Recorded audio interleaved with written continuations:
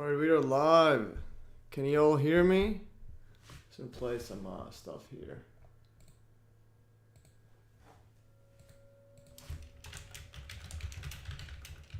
Alright, we are live.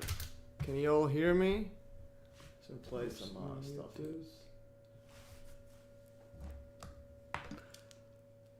Alright. Let's see if I turn this on. Alright, everybody.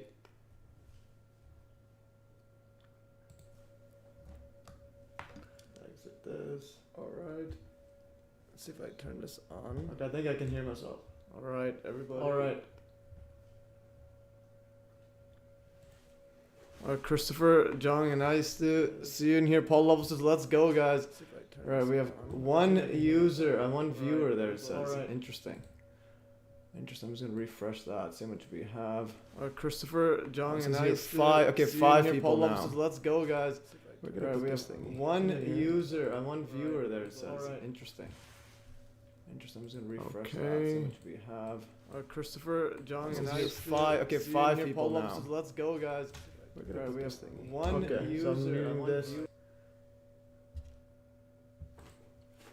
Helps keep the, loving the headband, helps keep the hair out of your face. Unreal. And it has button too, I could press multiple different setups. Alright, let's go! Alright. See, let's keep it the non-seizure one. Okay, the audio is echoing. Well, okay, I turned that other thingy off. Is it still echoing? I'm just gonna check the thingy. Alright, let's check this. Is the audio still okay? Audio's good now. Yeah, because I had the I was playing it on the side. I was playing the live stream in another tab, but I forgot to mute it. Well, actually no, I unmuted to listen to it, and then I forgot to unmute it. Yeah. All right, and I'm gonna turn this one on. All right, desktop audio should be good. Everything's fine. Is the audio too low? Too bad? Everything's good. Can you guys see the messages on the screen? Should be good. Maybe we can move this over. Alright, I think everything's fine. I'm just gonna put this a bit lower so that this can see. Okay, I'm gonna put this right there. Okay, we are good to go. Thank you, Matthew, for your streams and vids. Kicking some serious behind. Unreal. Sweet. Thanks, Christopher. Hi guys, Las Vegas Polo. Steve Howe says easy solution. Nice. All right, we got it going. All good, bro. Rebel with a cause. All right, good to see you. And yeah, so 2024. So again, if your Trump prediction comes true, that's gonna be quite epic. All right, let's see what the stuff is. So as always, guys, you can see the let's go to the social media. Peaked. Where is Hive? Yeah, as always, the notes are in the link in the description below, guys, if you want to look at the stuff. And let's go here. All good. Just gonna put that there. There's the links there. Okay, let's say I think we have 12 people, so I think we could probably get going to 14 now. Unreal. And then I think 9/11 Revisionist wants to have a Skype call in the live stream as well, so that'll be pretty epic. Epic stuff. Okay, so I'm gonna go. Next setup is okay. So I think it's good to go. Or should we wait a bit longer? What do you guys want? Let's go. Actually break out in a sweat when you are adding vectors. Alright. Yeah, the vector addition's next level. Yeah, vectors is pretty epic stuff once you grasp it. Because you can automate a lot of physics with it. And not just physics, a whole bunch of stuff. You can automate like table manipulation and so on. Alright, for like Excel and so on. Okay, so 15 people, guys. All right, let's go. And so let's see, the first thing we'll do, yeah, I'm just gonna keep going, or should we wait for 20? Well, it's like holidays still, so let's just keep going. Okay, so MES, so number 1, guys, you guys can see the screen well. If I zoom in, it like moves us out of there, but I don't like that. So actually what I could do maybe, if I can now, it's all right, I'm just gonna keep it like this. Alright, so everything's good to go, and we have 18 people now. I think I said 18 for a second. Or 18, yeah, we have 18 now. I want to wait till we get to 20, but I don't know, there's a lot of stuff going on. Okay, let's try to wait for 20. Okay, 17. Okay, let's just keep going. All right, so number 1 on the list, we have MES links as always. Actually, this isn't live. I thought it didn't update. Okay, so I got to refresh this. Steve, what are you even talking about today? Loving the live streams lately? Oh yeah, that's well, you can see whatever the list is on here, and I try to have a continuous setup from my last live stream and see if we cover things that we missed. All right, so yes, okay, now this is the live notes on there. It's gonna be a lot of stuff. We'll talk about flat Earth, talk about 2024, psyops, and so on, and also I'm gonna go over the gyro compass, and also some of the corrections I needed to make it, but also a lot of Clown World stuff. So pretty epic stuff. So Flux Studio, okay, Flux Studio's in the house. Let's go. All right, so there's the thumbnail. How do you guys like the thumbnail? This is all right, I think the thumbnails are probably my biggest strength. All right. Okay, so the first thing is MES links. So as always, MES links now have drop-down buttons, guys. Okay, so now if you go here on MES links, you refresh, you can literally have a button there. It drops down. Let's see how loud this is. All right, that's good. Yeah, so you can have drop down on the MES links. I'm just gonna refresh this. Also, yeah, if I forget this stuff, just let me know to remove this bookmarks thingy, just so it has more screen. So never. Okay, Palm Roning says love. All right, let's go. Okay, the thumbnail is 4chan meme level, epic stuff. Yes, indeed. Don't forget June 22nd, the start of the fall of the world financial collapse. All right, Rebels got unreal predictions right here. Okay, interesting. June, that would be the 6th month. And then there's a Freudian slip, actually. This is going to be later in this. That Trump said that he's going to take over. He's going to beat Biden within 5 months. So that's I think is a pretty epic. We'll get to that in a bit or later. Okay, anyways, let's just see. Let's say the next level right here. All right. Okay, so we have the MES links. Yeah, so there's a drop down. You click it, and then it has all the stuff in here, and I'll update it for more stuff. So there's a debunking flat Earth one, I had the YouTube playlist, and also the correction to gyro compasses, and I added that to the anti-gravity, correction to gyro compasses, and so on, and a whole bunch of stuff going on here. And again, there's the links to the live stream. Become a super fan and give me a bunch of cash money, and you get emojis. All right. Become a super fan, $15 Canadian, so that's about $3 American per month. All right, let's go. We have 17 people, and we are good to go. Yeah, this is an epic level. Yeah, so 2020 was literally Clown World. Like, it was gearing up, and then 2021 became just more and more ludicrous.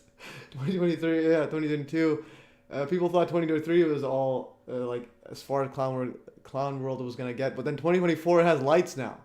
So it's not just looking like a clown. Now you got lights that shine even in the dark. So this one, if you're wearing clown gear, when it's lights are off, no one can know you're a clown. But now,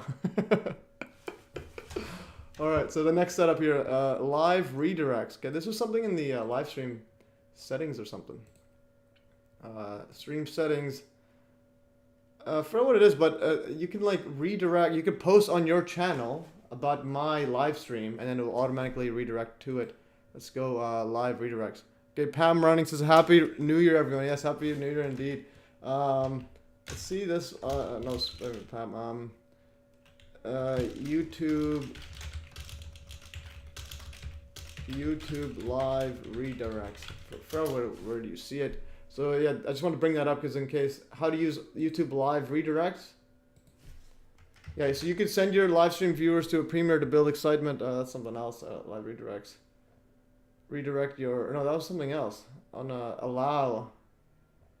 All right, I'll figure that out. Okay, no, okay. YouTube live streamers can redirect viewers to other channels. Oh yeah, okay, live streamers. Okay, that's interesting. All right, I'll have to figure that out. I forgot what it was. Anyways, continue next. Okay. Actually, we have Rebels the cause going with some next level numerology. 221 plus 222 plus 223 is 666. Unreal. Okay, that is pretty epic. Yeah, so another thing is 1998. I think it's divided by 666 or something like that. Is that, yeah, 3. And this is when Michael Jordan had his sixth finals ring. See the occult. Okay, so go to MES links. Always go to MES links. Then you go to the occult setup here.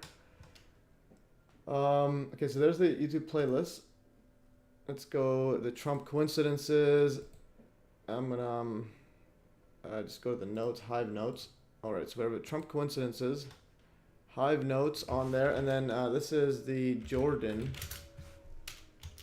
Okay, so Michael Jordan, yeah, speaking of 1998, it was on June 14th, Trump's birthday, 1998, is the most watched NBA game, had the highest, and it had the highest TV ratings. This accounts for viewer time and average money spent, etc. It just so happens to be on June 14, 1998. So, and this is the most watched. Game 6, he wins his sixth ring. Okay, Timothy Silva says, can't watch live today. I'll be back for the rerun later. Happy New Year. Yes, epic stuff. Happy New Year, Timothy. And again, thanks for being a super fan. All right, going over, yeah, so 1998 is Game 6. He gets his sixth title. And then here's a bunch of numbers here. And he scores the game-winning buzzer beater. And then in the photo that was there's the famous photo. There's a kid holding 6 fingers for the sixth championship ring, and then the time was 0.66. I mean 6.6 seconds on the shot clock to win that game. All right, and so that's an epic photo. And I forgot to add in here. Actually, I gotta add it. So 1988 divided by 3 is 666. In other words, 666 3 times is 1998. Just to note, the stream is at 12 noon AST, Alaska Standard Time. All right, I should add that in then. All right, I'll add that in. 4 p.m., 11 p.m. This is going to be at 12 AST. All right, let's go. So this will be, I'll add that in as well for the setup. Okay, so the next setup we went over. So lights, and yeah, so there was some lights here. So Telegram here. And lights. So yeah, on my head, these were the Christmas lights. All right. Okay, so this was it. What y'all know about Christmas lights? And there it is. Okay. Does the video? Does it play audio? Now I was gonna check the audio. Las Vegas Polos is crazy timing. Epic. Yes, indeed. Okay, so can you guys hear the audio here? It's just a bit. Okay, it should work. Okay, so there's the lights, and now there's the real Christmas lights on my head. Okay, guys, if you guys thought you knew about Christmas lights, now you know. All right, put this back in my head. All right, so we are going. Okay, so the next setup is 9/11 revisionist quick Skype call. Okay, yeah, so 9/11, if you're on the show, okay, you are there. Whoop whoop, we are live. Okay, so he's in. Let me know whenever you wanna call. We could even. Go over the call now. Doesn't need to be too long. I'm assuming the lights are powered by brain activity. Yes, indeed. Yes, indeed. All right. Okay. So, friend, inspirational message by 9/11. Okay, this one is epic stuff here. So, 9/11 revisionist and another friend of ours helped collaborate in that latest Spire compilation video. So let's go, friend. Okay, he wants to remain anonymous, so we will, yeah, keep this anonymous here. All right, so I'll read this one out. It's pretty epic stuff, but this is regards to the part 27 that I uploaded, compilation of North Tower turning to dust. We'll actually play this right here. Here's a compilation of some of the clips in there, and this one's actually an image, I think, or footage from HD one. But anyways, okay, so I'm gonna play this video. Play like this. That's cool. So this is part 27, and let's play it. Okay. My Skype is open. Just give me a call. Okay, so 9/11 revisionist is live. Okay, so he's in. Okay, your Skype is open. I was gonna, yeah, actually, yeah, I'll go. We'll watch this video. Actually, yeah, we'll watch it together. Actually, okay. So I'll get him on the thing, and we'll play this video. This is the part 27. Part 27. Just check out how's the audio, guys. Can you hear the video audio? I'm just gonna move this around. So now I'm doing live. Yes, I wasn't expecting a a live, like a chat live. So I'm gonna pull out the Skype, and I haven't used Skype in absolute years. Actually, no, I used it a few months ago to talk to 9/11 Originals. Okay, so there's me, and let's see how this works. Let's make this smaller. Okay, okay, so it has his name there. I'll hide the name then. Okay. So I'm gonna call you.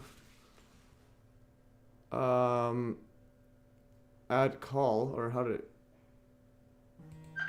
Oh, so he's calling me. Oh, okay. I got a call from Matthew Nas actually.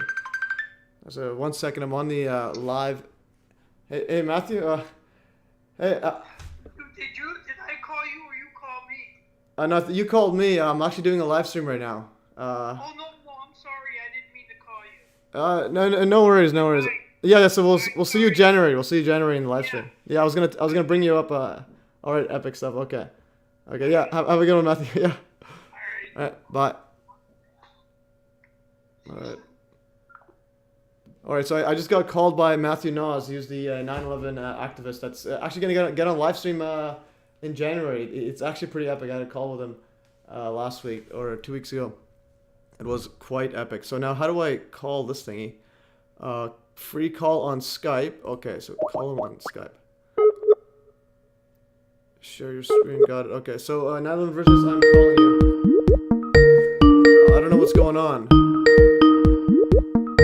What is that noise? Hello? Hello. Oh, hey. Okay. Can you hear me? Yes, I can hear you, yes. Now, can the audience hear me? Can the audience hear me and 9/11 revisionist? Can y'all hear me? So I got two calls in one go. We got Matthew Nas and we got 9/11 revisionist. Can the audience hear me? Just speak right now. Well, I had to mute my video feed, so Okay. Yeah. with the live YouTube, so I can't tell you, so unfortunately. But it seems like, the people can, Yeah, they can hear you. They can Paul hear you. Lovelace Yeah. said yes, they can hear us. All right, epic stuff. Okay, so what I wanted to play now was this is the clip here. So and then I also wanted to read the letter from our friend. Too many mats, not enough carpets. All right, that is true. Okay, Matt G. Okay, Pam, let's get this party started. I'm rated. I'm a structural engineer. The collapse of Twin Towers doesn't happen according to physics or structural analysis. Epic stuff there, Pam. 100%, yes. Was a $20 super chat. Unreal, guys. You gotta throw money at me as well. Anyways, yeah. This. Thanks for that. Thanks for the live chat. Thanks for the cash and the message. Epic stuff. So I'm gonna play this, and then we can have a chit chat. Or unless you want to say something. 9/11. No, man. Let's watch the video. Yeah, because this video was a collaborative effort with 9/11 Versionist and another friend, which is epic. And then we'll read the message that he wrote, and trying to get people to wake up, but not just people wake up, but also the ones that are woken up to start taking a stand. Because it's one thing to know 9/11 what happened. It's another thing to actually push the importance of it, like publicly, in people's faces.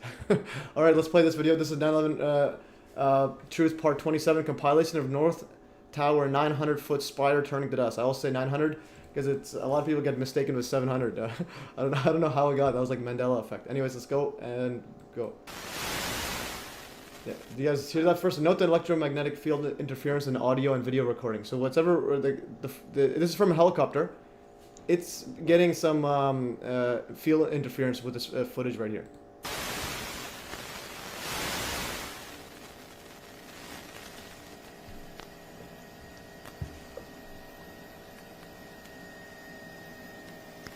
Right, so yeah, so there's the tower just literally peeling like a banana. Then now you'll see the spire. Look how tall that is, and it's hard to see on my screen, but there's water soon. I think it's the Hudson River. It's not playing on the live stream. Oh, there it goes. There it goes. Oh, was it? Is it slight delay? Yeah, there's a slight delay. Sorry about that. All right. Okay, so there it is. Yeah, and this is absolutely giant yes, I spire. am, Michael. We just saw that as well. The second tower, the only one that was standing, tower number 1. Yeah, okay, and now this is a comparison between the Charlie Roy Monessen steel bridge demolition, and notice first note that it's going to be loud, and it's going to be mostly intact. There's a YouTube video for CDI, etc. So, and basically all the joints are exploded off, and then you can, it literally falls on the ground, makes a loud noise, and you can literally see it, like still there, but then compared with this spire, it just goes quietly and mostly turns to dust.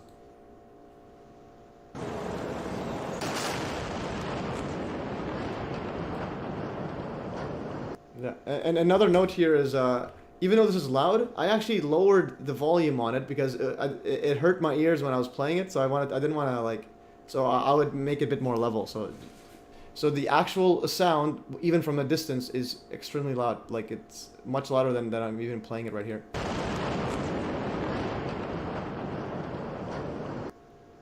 And now here's the like top portion of the Eiffel Tower, which is just, so the Eiffel Tower is about 100 feet taller than the spire. So it's, and I put a centimeter here, and I literally went every second, and I used a online free fall calculator. Just do a free fall calculator, and every second I would go 900 feet. I just want to explain the stuff I did behind the scenes. So I would go 1 second, how much it would fall, 16 feet, and then I went literally second by second to make sure that this falls exactly free fall speed, and there's a timer there too, and so on. Tacoma bridge destruction is a good example of harmonic resonance. Yeah, I think I've seen that one. The one which vibrates. All right, so the 900-foot spire going into dust, and look at it might be faster than free fall speed. It's just hard to tell. Look at it, and then just faster than. So it might be even faster because everything's turning dust even from the topwards and so on. And then this one, notice that this is all gone, and there's a bunch of chunks there. All right. There goes the second tower. Unfucking believable.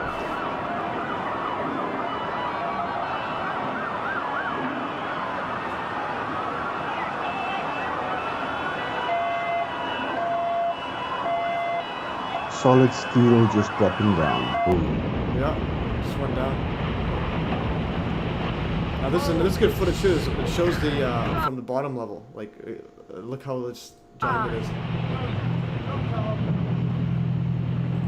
Pam, I heard that there were internal floor collapses prior to the macro destruction event.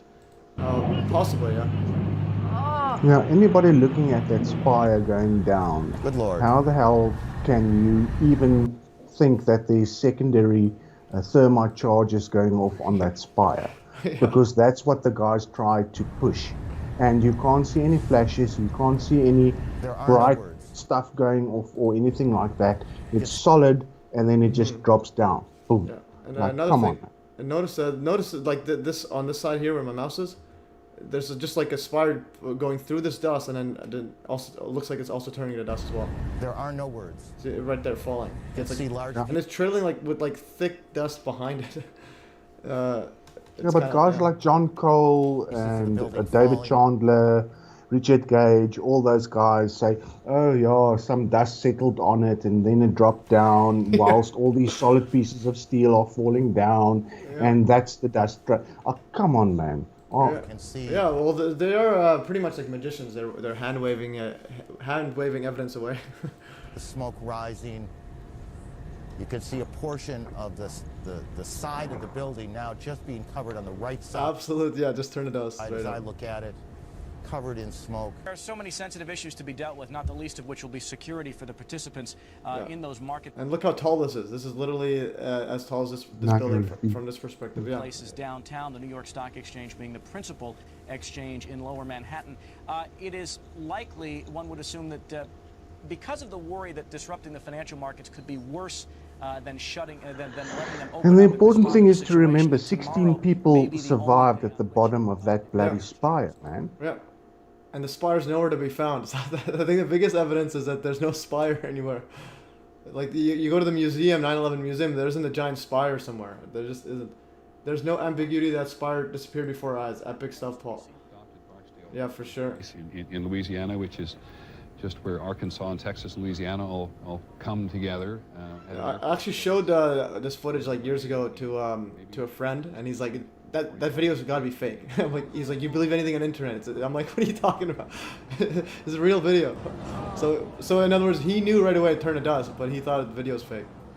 But the crazy thing is they actually have a video of this in the 9/11 Memorial Museum where they show the spire. Oh, really? Oh. Yeah, You've been there? it's crazy. No, I haven't been there, but our Okay. friend that collaborated on this Yeah, okay. went there, and they've Yeah. got it there, and they show it on a daily basis, the whole day. Approximately. Yeah, so this, yeah, that's pretty interesting. Yeah, so they're showing it in people's faces and they just don't see it. This has got to be over that. Yeah, it's building 610 feet. Just faint. Yeah. Yeah. It physically disintegrates in front of your eyes. Not concrete, but steel.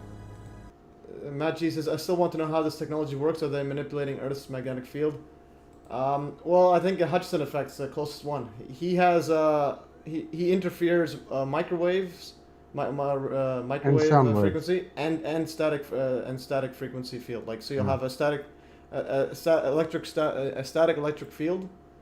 It's similar to like a Tesla coil, where it's like when you touch it, you zap. And then they would have interfere with high-powered microwaves, and then crazy stuff happens. So we'll show some footage of Hutchison effect and some crazy Russians or Ukrainians that took off a microwave oven and took the magnetometer and then used it as a weapon. Matt, you refer to the Earth's magnetic field measurements as they relate to the major time events. Yeah, that is true. So the magnetic field also was affected, so it might have been using some large-scale setup like that. Mm. Yeah, so they might be using some large-scale magnetic field, or whatever device they're using is such that it will literally alter their Earth's magnetic field. Let's go here. You can see all of this is frothing up into dust. And it's also blowing downward. That's about 700 feet tall.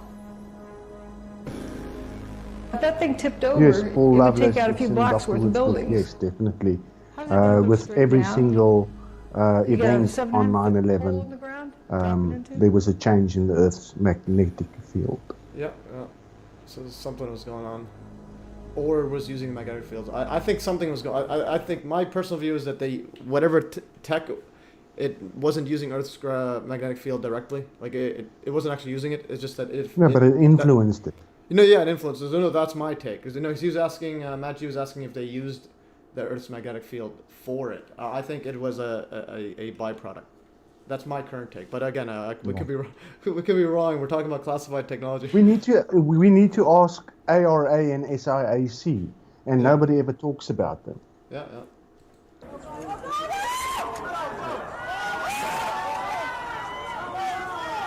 Another thing is, this is still a quiet fall. These buildings are absolutely ginormous. So it doesn't matter if it's gravity collapse or explosives. It would have been so loud that this footage would have been obvious. Right now, it just looks like it's frothing up. Frothing up and then rumbling. Yeah, and No explosions, no nothing, just a rumbling. And then there's those the columns just turning to dust right here. And this is epic. Right here. Alright, yeah, so yeah, Earth's magnetic field is relatively weak compared to the field generated by LHC. It's weak, but it's also we're super far away from the core, Earth's magnetic field area. Yeah, the ground should have been shaken. Hold this But it wasn't. Okay, yeah, it's going here. Okay, and then watch it fall.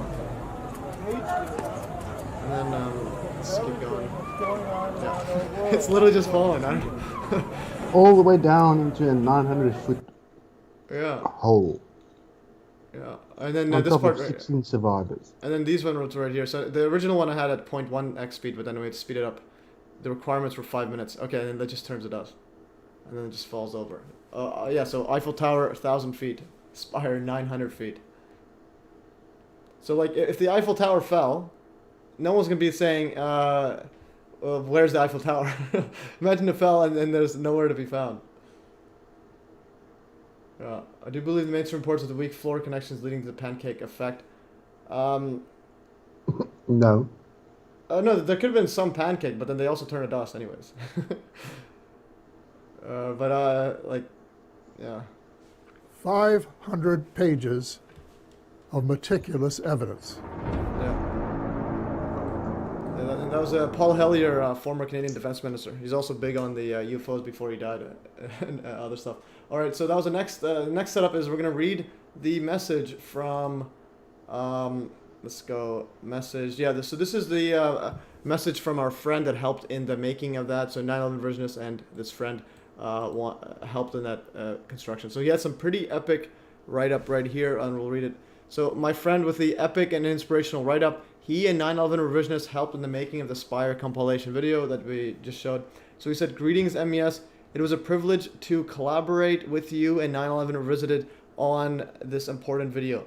It is a useful teaching, communication, persuasion tool. All of us have experienced the frustration of failing to communicate the clearly obvious evidence of what I term 9/11 reality or 9/11 reality. Everyone is different. My emotional, psychological comprehension anchor was the gaping holes in WW6. Let's see if we can find that actually. WW6 holes or 9/11 versions if you have some of the holes there. Yeah, I think yes, some of these holes. So his was this. So I think this building 6, and there's a bunch of holes inside, and it's literally like carved out. All right. So that was his gaping hole there, or his anchor. So everyone who is awake to 9/11 reality has a similar anchor. It may be toasted cars or hurricane or whatever. Mine was just the before and after images of the buildings. That's all. And that was on Judy Wood's book, the front and back cover. That was like, all right, I'm done. This is ridiculous. Subconsciously, I continue to look for any information that could connect the seemingly impossible evidence of 9/11 reality to everyday reality. The Charleroi-Montesson Bridge controlled demolition provided such strong, such information linkage. That bridge demolition was very similar to, but vastly different than the Spire dustification.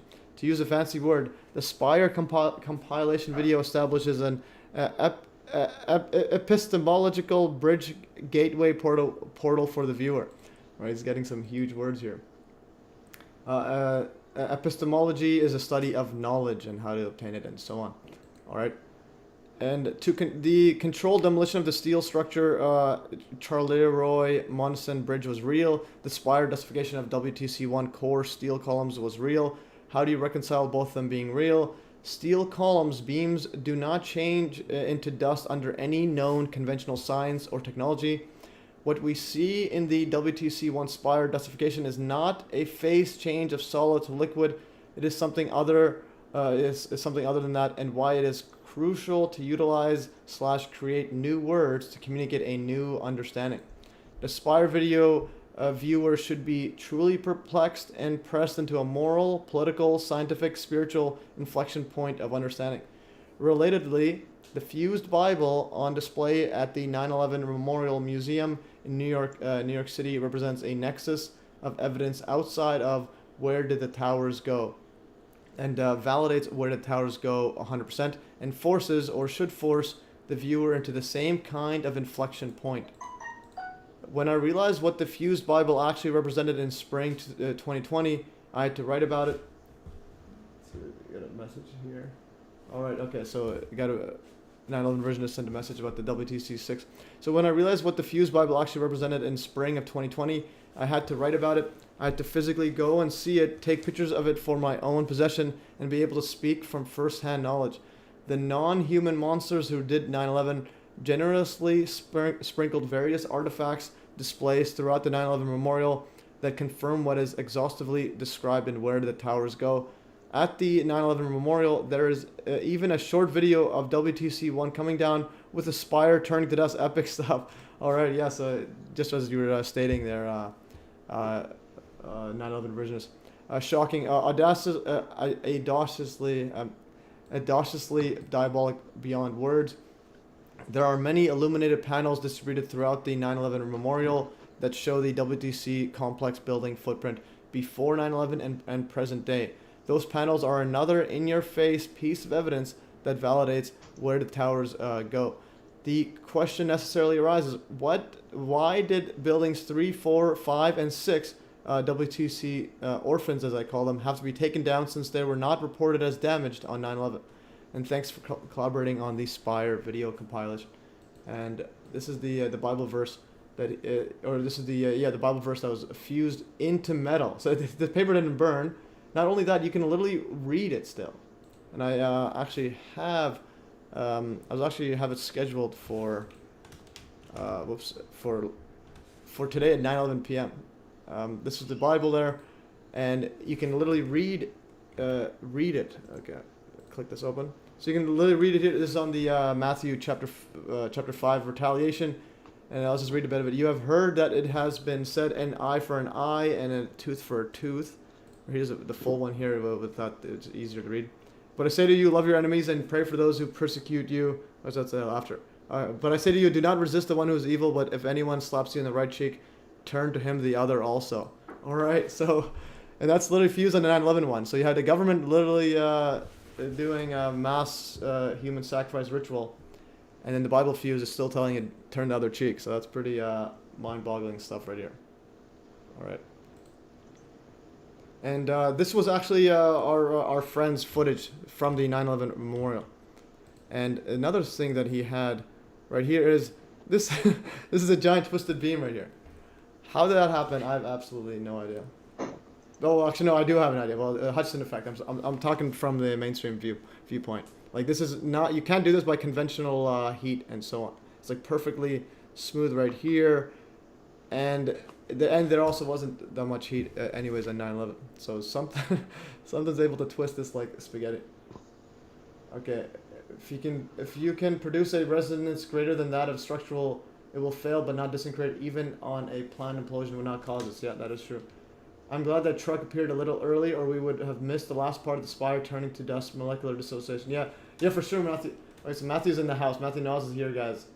All right, so yeah, I was speaking about. So I showed you your call was during the call, actually, during the live stream. All right, so I have a whole bunch of comments going on, and yeah. So anything else you wanted to say? 9/11 revisionist. You sent a link there. I'll play it.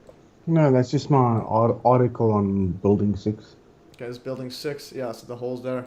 And it's literally carved over, and again, nothing. It's like, some people say it pancaked in, but there's, yeah, there might have been some pancaking as it was turning to dust, but then the pancakes are gone. So where are the pancakes? And why am I hungry for pancakes? All right. And yeah, so there's the holes as well, yeah. So it's literally a hole there. And this World Financial Center, too, doesn't even have debris on top. And these were ginormous buildings right next to it. Okay. Ground Zero maps is part of the very... Okay, we got some comments there. Yes, this is epic stuff here. We'll put this in the chat. All right, so the next setup is... So, yeah, so 9/11, if you want to... You can chime in either now or whenever you want. I'll just try to follow this setup that we have here. No, I'll just chime in whenever. Okay. Yeah, and then one thing I actually brought up is that I wrote this just now is so the mainstream science doesn't know how lift is generated, and you were a bit shocked. Yeah. Well, they also don't know how bikes work either. No, so no one explained why planes stay in the air. So it's like they have their theories are it's like very it's like they don't work in every scenario. So they'll have different setups such as lift that can work one way, but then if you flip the fins upside down, they still rise in the air. So then they kind of use like brute force computing to get every minute force. Like they would model the air as like they would model the air as like billions and trillions of little tiny particles opposing a force on the aircraft, and then kind of get it out from there. So to give you an example is world's supercomputers, they're all pretty much used to calculate airflow. Supercomputers are fluid motion. Researchers use large-scale supercomputers for largest ever turbulence simulation. So it's kind of measure the turbulence and so on. So most of the supercomputers are actually used for calculating lift, based on all the turbulence in water or air and so on. And that's for another topic. I might have been worded a bit incorrectly, but that's just general idea about that. Because when I did fluid mechanics in engineering, and yeah, so that's pretty much whatever. Yeah, that's one thing I kept in mind. So they use supercomputers mainly for turbulence flow, like fluid and so on. And another thing is, so science doesn't understand bikes. Doesn't know how a bike works. So bikes also are still not. We still don't know how bikes work. That is, yeah, this is also true, because a lot of people say, you know how when you ride and the wheel doesn't fall over. Some say it's gyroscopic gyroscopic inertia of the wheels, but it's not. You could have wheels spinning on the opposite direction, like on top of it, and it'll still work. And I think I put it in. I'm just gonna go to MES links. I'm gonna go bike. I had a whole spiel on the bikes here. Bikes. Okay, so this one right here, bicycle problem that nearly broke mathematics, and someone basically, yeah, so like even if you had a bike and you just pushed it, it will balance itself anyways. So some other stuff here, and there's this guy, he's like the leading bike researcher, and he showed that basically all the mainstream theories on it are incomplete, like they don't always work, and like any theory that will say that how it balances, if you do the opposite, they can still somehow balance. Okay, so some other stuff here. But anyways, that is for another day. I didn't have time to put the correct notes on it because it's been a while. But anyways, let's continue further. I want to look at, so 911 North Spire faster than free fall. Actually, I wanted to play that again. So this was interesting because our friend initially thought, even I did, I initially thought that the Spire fell slower than gravity. Because it just looks so smoothly falling, but the thing is, it's so big that like it's 900 feet. It gives you the illusion that it's falling slow, but it's actually falling just at gravity speed or faster. Yeah, but the crazy thing is about the South Tower, you had pictures from the Hudson showing that you still had parts of the inner core that were still standing, and then all of a sudden that basically dropped down. There's a couple of telltale pictures that have been taken, and that's absolutely mind-boggling. Yeah, that is pretty epic. That's the South Tower as well as a spire, I think. Yeah. Yeah. So if you have some of the footage there, you could always throw that in there. But I wanted to show this right here. Let's see if I can find them. Yeah, but I want to show this here. So I'll move this one frame, but then I think Paul Lovell says, Pam, while you are correct, as MES stated, it is not a total complete distraction. What did Pam say? Bernoulli's equation explains lift increases velocity, decreases pressure. The shape of the wings is rounded at the tip. No, you are correct in a way, but I think it's there is some other stuff there. See where the Bernoulli. Okay, so as applied, let's just read what this says. I'm gonna read it here. So Bernoulli's theorem, as applied to an airplane wing, technically called an airfoil, Bernoulli's theorem attempts to explain lift as a consequence of the wing's curved upper surface. The idea is that because of this curvature, so it's curved upper surface, the air traveling across the top of the wing moves faster than the air moving along the wing's bottom surface, which is flat. Bernoulli's theorem says that the increased speed at top of the wing is associated with a region of lower pressure, which is lift. So you have this is slow movement, it's fast movement, so it's a Bernoulli's principle. It moves to the lower pressure. So high pressure moves to low. But although Bernoulli's theorem is largely correct, there are several reasons that the principle does not constitute a complete explanation of lift. It is a fact of experience that air moves faster across a curved surface, but the theorem alone does not explain why this is so, or why the higher velocity atop the wing brings pressure along with it. So that's another thing. They don't explain why it's high pressure. And practically speaking, an airplane with wings that have curved upper surface or even flat surfaces on top and bottom is capable of flying inverted so long as the airfoil meets the oncoming wind at an appropriate angle. So yeah, so some of it is the actual force hitting it. So when the air is, you need some sort of angle to hit it. But also here, I think they have it upside down. So it doesn't explain why planes can fly inverted or have flat wings. You have a flat wing upside down and it'll still fly upwards. So that's kind of what I mean by mainstream explanation doesn't understand how it flies. It's just incomplete. Like, so they're going to use some brute force setups. So here's an article if you guys want to read on there. But again, this is not a plane lift video. This is just a general setup. And this is Newton's third law hitting it and rising. So they kind of like combine them all together. Paul, where did you study? All right, so here, mountains of empirical data from streamlines, line of smoke, and wind tunnel tests, laboratory experiments on nozzles and venturi tubes, and so on provide overwhelmingly evidence that, as stated, Bernoulli's principle is correct and true. Nevertheless, there are several reasons that Bernoulli's theorem does not, by itself, constitute a complete explanation of lift. Although it is a fact of experience that air moves faster across curved surface, yeah, it does not explain it. And also, yeah, the theorem does not state how higher velocity above the wing came about. It just goes faster somehow. All right, let's just go. Here's some footages from 9/11 revisionist. I'll go over here on the personal. I just want to see how it pops it up. Okay, I'm going to click this and then move this over. Okay, so this is from 9/11 revisionist. And let's see here.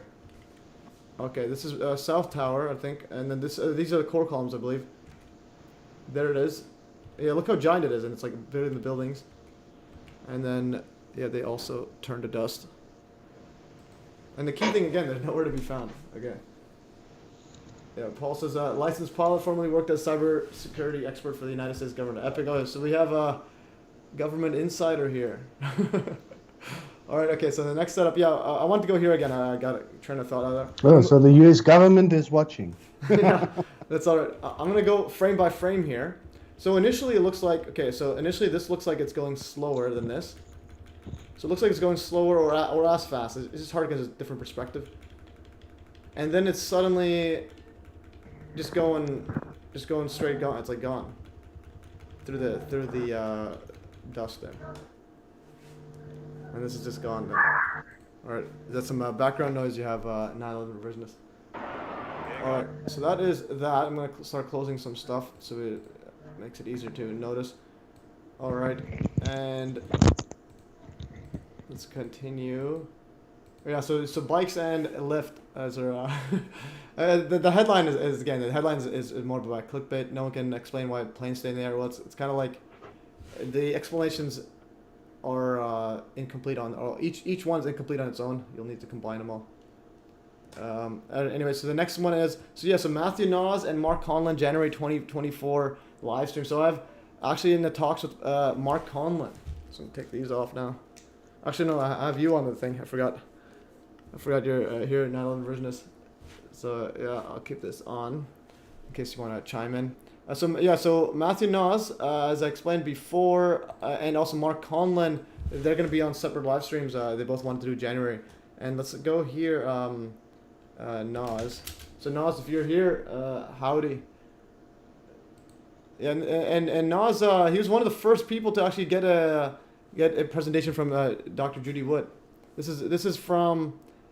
So he was able to get her 2012 Global Breakthrough Energy Movement presentation, like before the actual presentation. This is Meet the Truth. This is Matthew Nas right here, and behind it. And let's just see them. Why is it just? Yeah, she did a test run with him. Yeah, so the test run. Yes, that's pretty. Great guy. Oh, Matthew Nas, yes, epic stuff. Yeah, so he's OG conspiracy one, and I mean, yeah, so he's been OG, knows way back, but also was insider. Like he was with the Richard Gage and Architects 9/11 Truth guys, and before realizing they're a bunch of liars. And in fact, he even told me that he made. Oh, so hey Matthew. I thought you were saying hey Matthew to me. All right, so that's hey Matthew Nas. There's a bunch of Matthews everywhere. Yeah, and he showed that David Ray Griffin, that the International Center for 9/11 Justice Suppression, Architects for Engineered Truth, Richard Gage, the liar, and the rest of the bloody Brady bunch are all a bunch of guys that are there just to completely push disinformation. Yeah, and he also made. Have you ever seen the Alex Jones protest with the 9/11 Inside Job? I believe Matthew Knowles actually made that sign. Yeah. So the question is, Matthew, did you make this one as well? The Building 7, and then he made the Judy Wood one as well. Once he realized it. You know, he made a giant sign. I think we may have it in the setup here, but yeah. So he has. There's a video of his where he's got a Architects and Engineers poster, and then it rolls up. Oh, and then burns to Judy Wood. Oh, that one, yeah. So that's awesome. Yeah, I have that as well on his thingy. I just wanted to show this his Meet the Truth. I think his radio broadcast. Mr. Niles, great respect for you and the work that you've done. Haven't talked to you personally or anything like that, but Dr. Judy Wood. 100%, we're here to push the fight. Yeah, and he has some epic stories too from the JFK era. So if he wants to tell those in the live stream, I'll save it. I don't want to spoil it. It's pretty epic. Okay. Like I said, 2006, I was with Dr. Wood for 5th anniversary, but she was early in research then. Oh, that's epic. So he knew her before the book was printed. 3 things cannot be hidden: the sun, the moon, and the truth. That is true. Can not long be hidden. Hello there. My name is So there he is. the host of Meet the Truth, and I want to welcome my guest. Dr. Judy Wood will be our guest, and the name of our show is called What Happened to the World Trade Center. Yeah, there's a poster. Epic stuff here. On 9/11/2001. Dr. Judy Wood is a former professor of mechanical engineering with research. Okay, yeah, I just wanted to see. I think it was through the air. Let's go fast. Okay, and then there's her doing a presentation. I think it's Here's a reminder. All right. Anyways, so that was it, and then I got some other stuff from 9/11 Revisionists. Yeah, so I have a whole list of Matthew Niles here. So legendary activist right here. I've got him in my library as well. Yeah, and then this is him, the rolling up one. Yeah. Okay, it's not playing. Why is it not playing? Alright, so something's up. It's not playing. Let's click video 1. Let's click this one and then try to continue. Years ago, 12 years older now. Yeah. And the building 3 picture, man. People should be able to just think about that, because you can see the guy standing in front of that building that just disappeared. It's street level. Where did the rest go? Yep. Come on, people. Just think. Well, the thing is, if they think, then they'll have to do something about it. So they want to avoid that. So they want to have plausible deniability. All right, and then some other epic protests here. Directed free energy technology on. That guy's way back. Okay, so that's the thing. Like I was saying, if I saw you protesting years ago, I would have right away been. I would have been like blown away right away, because all it took was the front and back cover of the book. Nothing else. Because I love that one. I love that song. Okay, epic stuff. Yeah, So guys, make sure to watch his stuff here. Copy message link here, and there it is. And there's another one about the Griffin one. Okay, David Ray Griffin. Yeah, this was the. Yeah, so David Ray Griffin died still covering up 9/11. There's Matthew Niles with David Ray Griffin. Had all his books, and he was an expert in 9/11, but he just wouldn't look at Judy Wood's stuff. So Professor David Ray Griffin has succumbed to it. I just want to click the better. So it's on Facebook and zoom in. So we can zoom in. Professor David Ray Griffin has succumbed to his long battle with cancer and passed away on November 25th, 2022. I was his Midwest tour organizer back in 2010 for a 10-city tour. After the tour, I got very interested in Dr. Wood's new book and put out a lot of information on my website at the time. Take a stand for 9/11 truth. David Ray Griffin had no interest in our research evidence and sent me an email asking me to be deleted as member of my website. This researcher wrote at least 10 books on 9/11, yet he wouldn't entertain new empirical evidence discovered by Dr. Judy Wood. My association and with he's him, being propped up as a saint in the 9/11 truther movement. It's mind-boggling, infuriating to say the least. Yeah. And speaking about deleting, I'll just finish the rest. This researcher wrote at least 10 books on 9/11, yet he wouldn't entertain new empirical evidence discovered by Dr. Judy Wood. My association with him ended. Here's a pic of David Ray Griffin with me holding many of his 9/11 books when he toured my hometown of Milwaukee.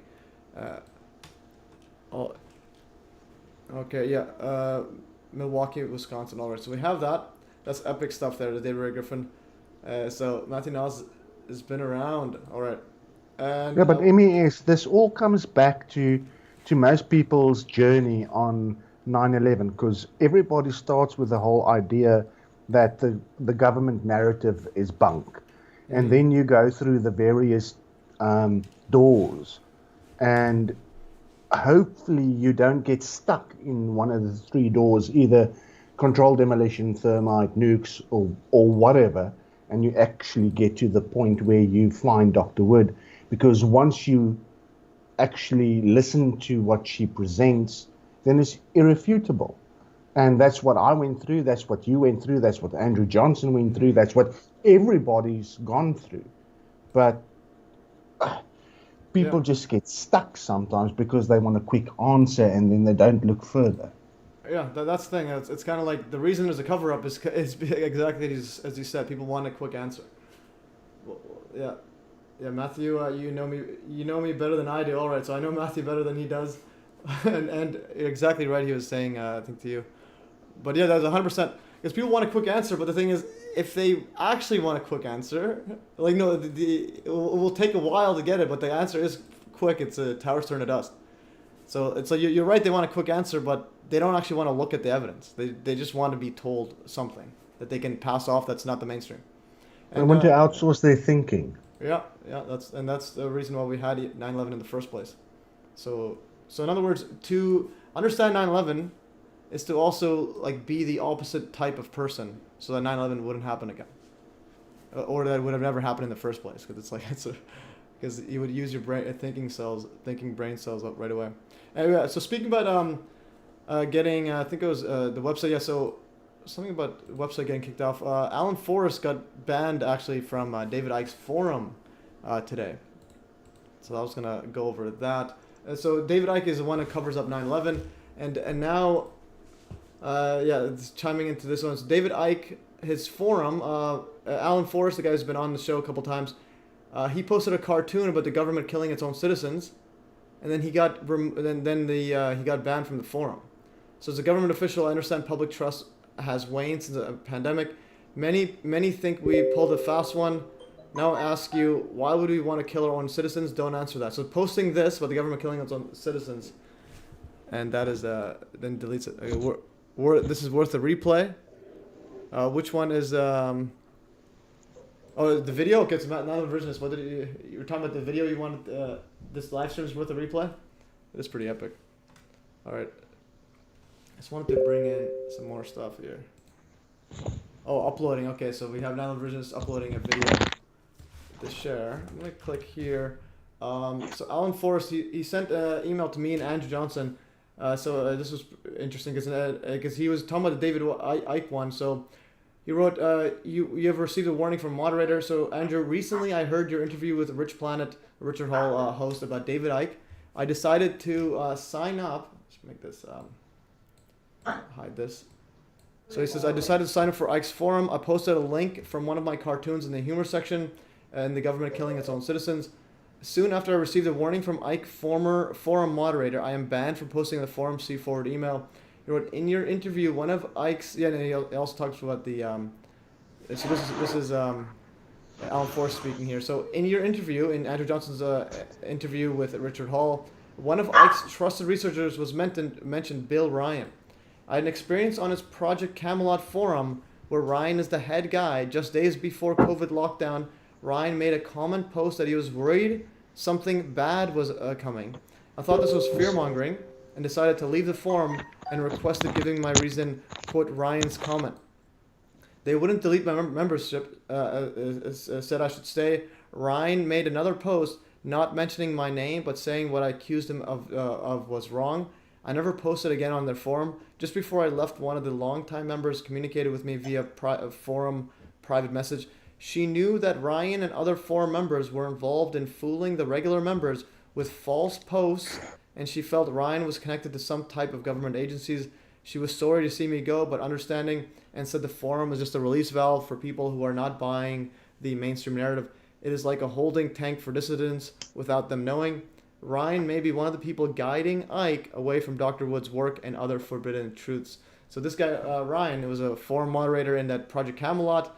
If you see my Telegram, you'll see a whole bunch of stuff there.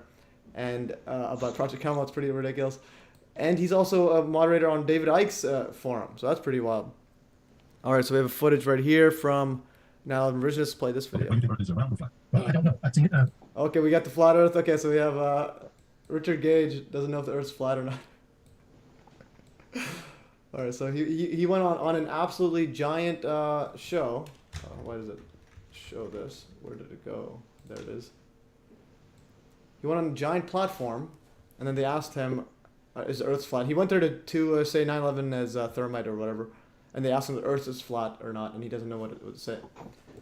Okay, but you think Earth is round or flat? Well, I don't know. I've seen it other than what's been shown to us on the television. So what do I know? So that answer is still not a certain answer. We know right. Fine. So that's what we learned in school, and that's what I accept. So you accept that the Earth is round? Why not? So I don't know. You don't know that the Earth is round? That's what I've learned. Yes, I'd just like to say... The thing that was so great is you had Andrew Johnson and Gage on the same panel.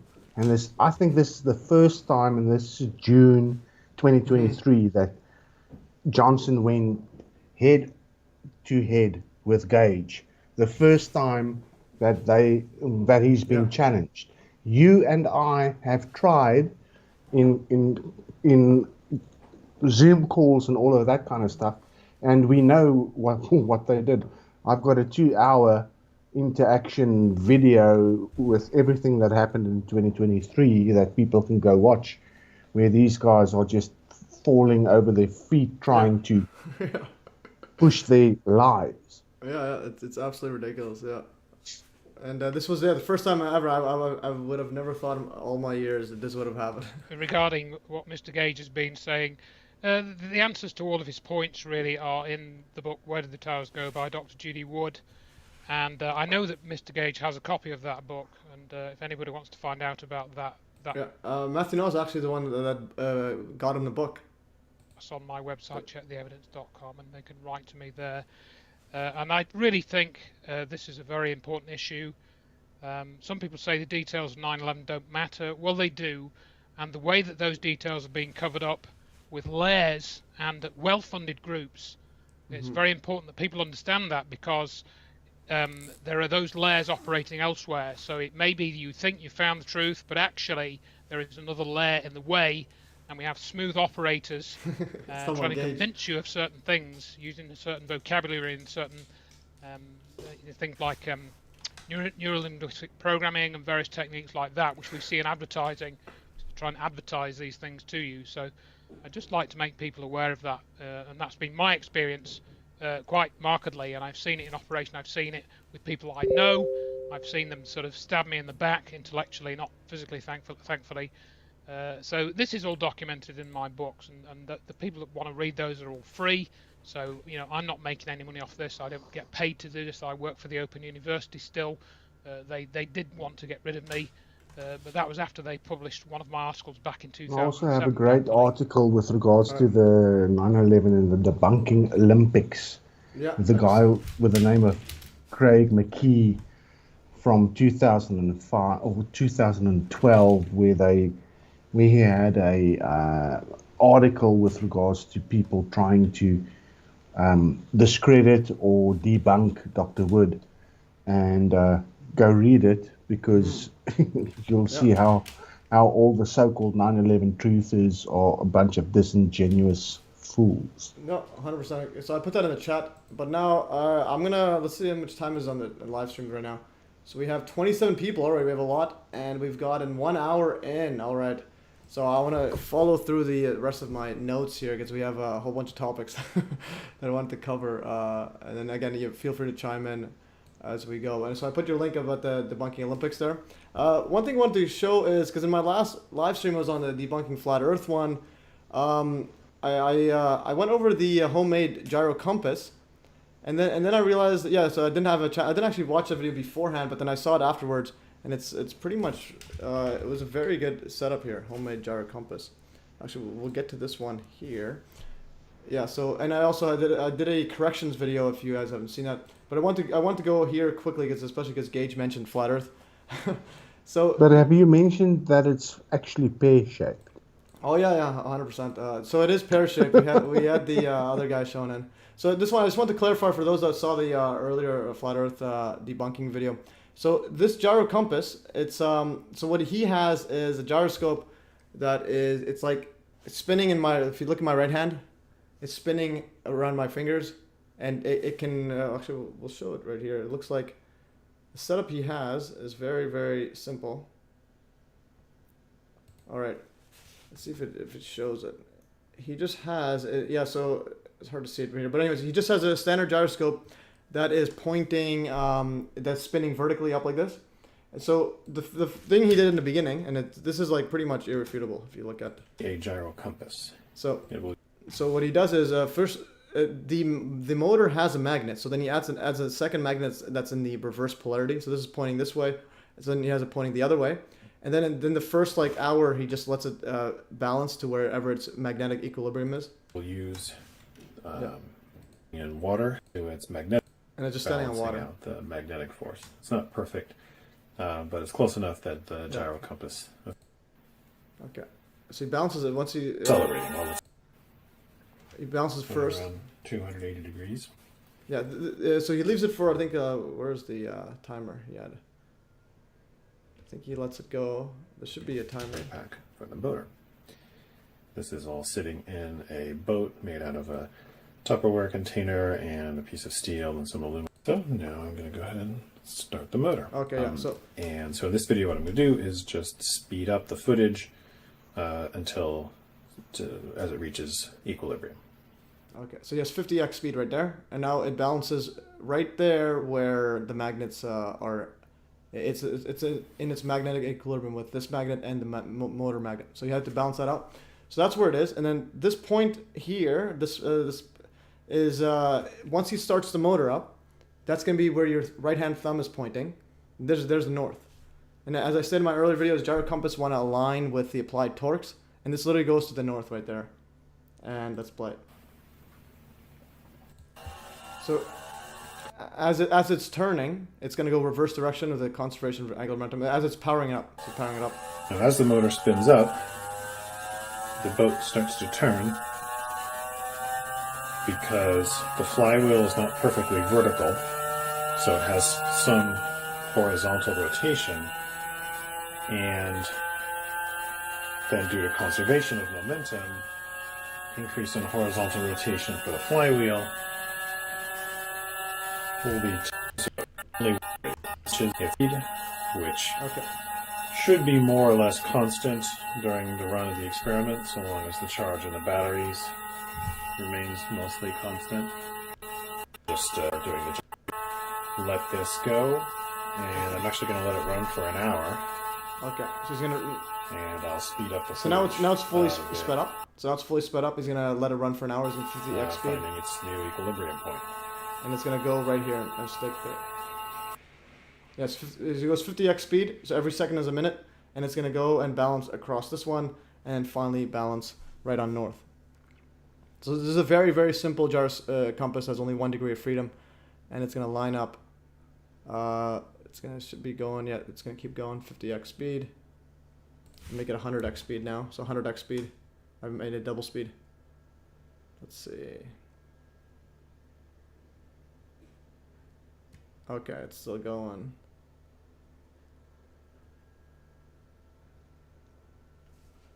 And it's still going.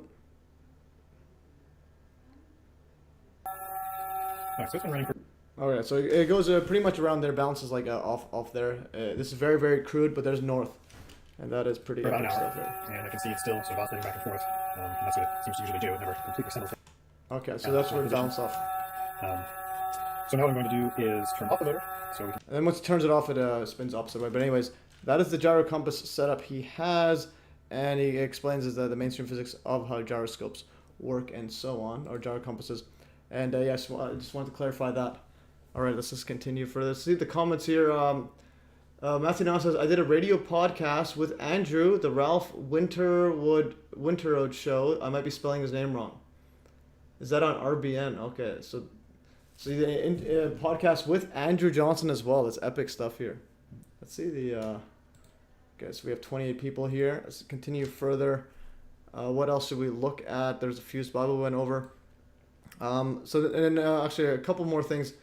So if you've seen my MH370 video fakery videos, Ashton Forbes blocked me, but now he's unblocked me. So 9/11 Revisionist Can you check if he unblocked you as well? Okay, let me go check. I'm gonna click your. Here's the link there. You can click Okay, that thanks. one. So this one he unblocked me. Someone sent a tagged me saying Ashton Forbes is getting on a live stream with alien scientist and Bob Greener and Podcast Z. It has a whole bunch of people here. So he's got Bob Greener and the alien scientist guy. It says, I don't fully understand what this video represents. Yeah, I'm unblocked. Oh, you're unblocked? Oh, yeah, that's good. Oh, yeah. So crazy. So Paul Lovelace, so this is the north is right here.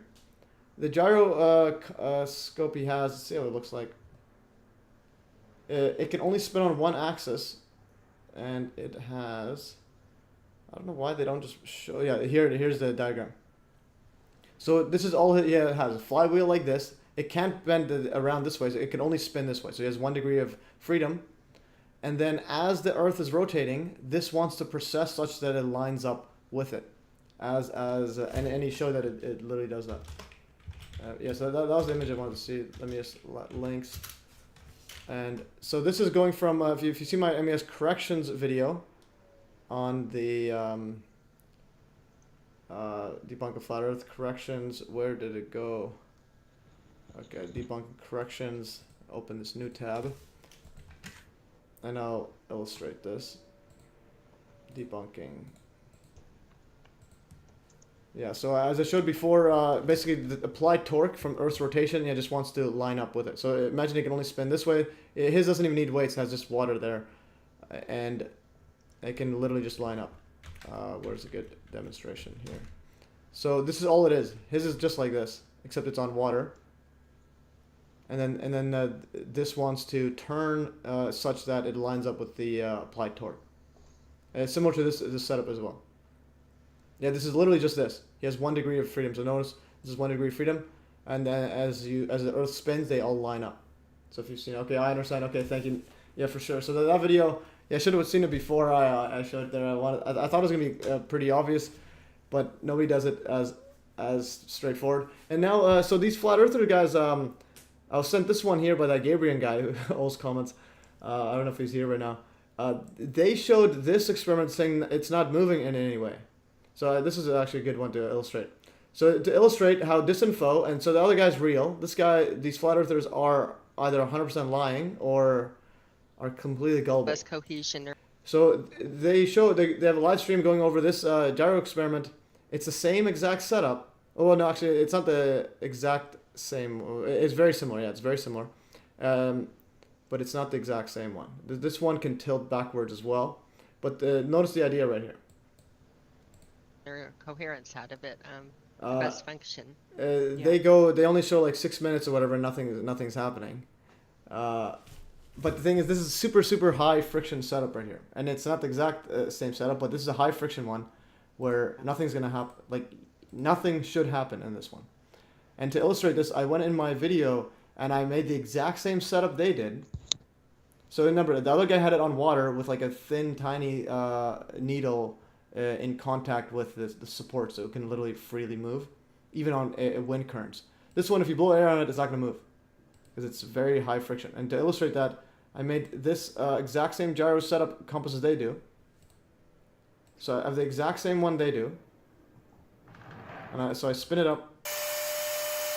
Well, so initially there's nothing there. Once you spin it up. Okay, so here if I rotate it, so imagine this would be on the North Pole, and I rotate it super fast. Notice how it's pointing the same direction. So notice how it's pointing there. So relative to the ground, these are rotating. So the ground is rotating relative to this. In other words, it's detecting rotation. But that's moving it super rapidly. But now if I go super slowly, look, if I go slowly, this doesn't detect it. It's moving with this. See how slow I'm going? It's moving with it because the static friction is too high on the support. And it's processing a tiny bit. But it's literally moving with it as if it's not a gyroscope anymore. Alright, so it's literally turning it there. But then if I turn fast, you're going to see that it detects it. Oh, we got triple boost starts here. Alright, we got another. Okay, so if you go slow, it appears that, that's what they're showing. It's like, oh, Earth's not rotating. No, Earth is rotating, but it's very, very slowly. And if you go too slow, the friction's too high to notice anything on these store-bought gyros. And these supports are just metal on metal. It's not even a bearing. And then when you go fast, notice it will detect it. Let's go faster. Okay, now if I spin fast, notice how it's spinning relative to it. Alright, so that's what I wanted to show. And if you do the calculations, Earth rotates once per 24 hours. So if you do 1,000 times faster, you get about 1.5 minutes. So that's roughly the rate that was pushing it. So in other words, this setup that they have, even if the Earth was rotating 1,000 times faster, this would not detect it. Because it's the friction is too high. So in other words, these people should make an apology video if they want to be taken seriously. Alright. So DJ MES, computer man DJ MES. So the high friction setup invalidates the result. The high friction setup. Yeah. So this is too high friction. So this is meaningless. I'm literally showing the exact same setup they do, and I'm literally rotating this 1,000 times faster than the Earth, yet it's not able to detect the rotation. So in other words, if you were standing here and then you'd be like, hey, look, the gyro's not moving, Earth's not rotating. That's what they're literally saying. They're saying Earth's not rotating. This is 1,000 times faster than the Earth rotating. Okay, so this rotates about 1.5 or 2 minutes per 1 second. That's the rate I'm going. So it's not doing it, and that's what these globe busters are doing, with 73,000 subscribers, and their whole channel's dedicated to this. And that was the only video on Gyro Compass actually. And Gyro Compass. Okay, so Gyro Compass, they don't even have a separate video on it. So that video, they have to literally dive into that, and they don't even call it that properly. Anyways, and they have a Flattoberfest 2022, alright. How do they get so many subscribers? How do they have all those videos deleted or something? Anyways, so that is it for that. Let's continue further. Yeah, so the high friction. That's the thing. Gyros need very, very, very low friction to operate. Like that water setup. This setup is a good one. All right, so I'm gonna close some stuff. And yeah, so I know Virginius, you wanna chime in, or I'm gonna continue? Yeah, I'm just listening. Oh yeah. So you got unblocked by Ashton Forbes. That's epic. Yeah. Stuff. Okay, so I think he's pivoting or something, but he's still on the setup, and now he has Bob Greener on again. And you listened to that Bob Greener stuff. I was told to listen to it several times. I just haven't had time to go over it. But also, there needs to be a disclaimer saying that Ashton Forbes is a liar. But anyways, we'll talk about advanced science. That's how I would do it. Flat Earth lying about gyro attitude indicators. This was a video someone was sent me. And this is attitude indicators. They're literally saying that, this actually I wanted to tell Paul Lovelace actually, because you're a licensed pilot. And so someone sent me this video of this TikTok saying that gyroscopes, their attitude indicator or their gyro horizon is always level, hence the Earth is flat.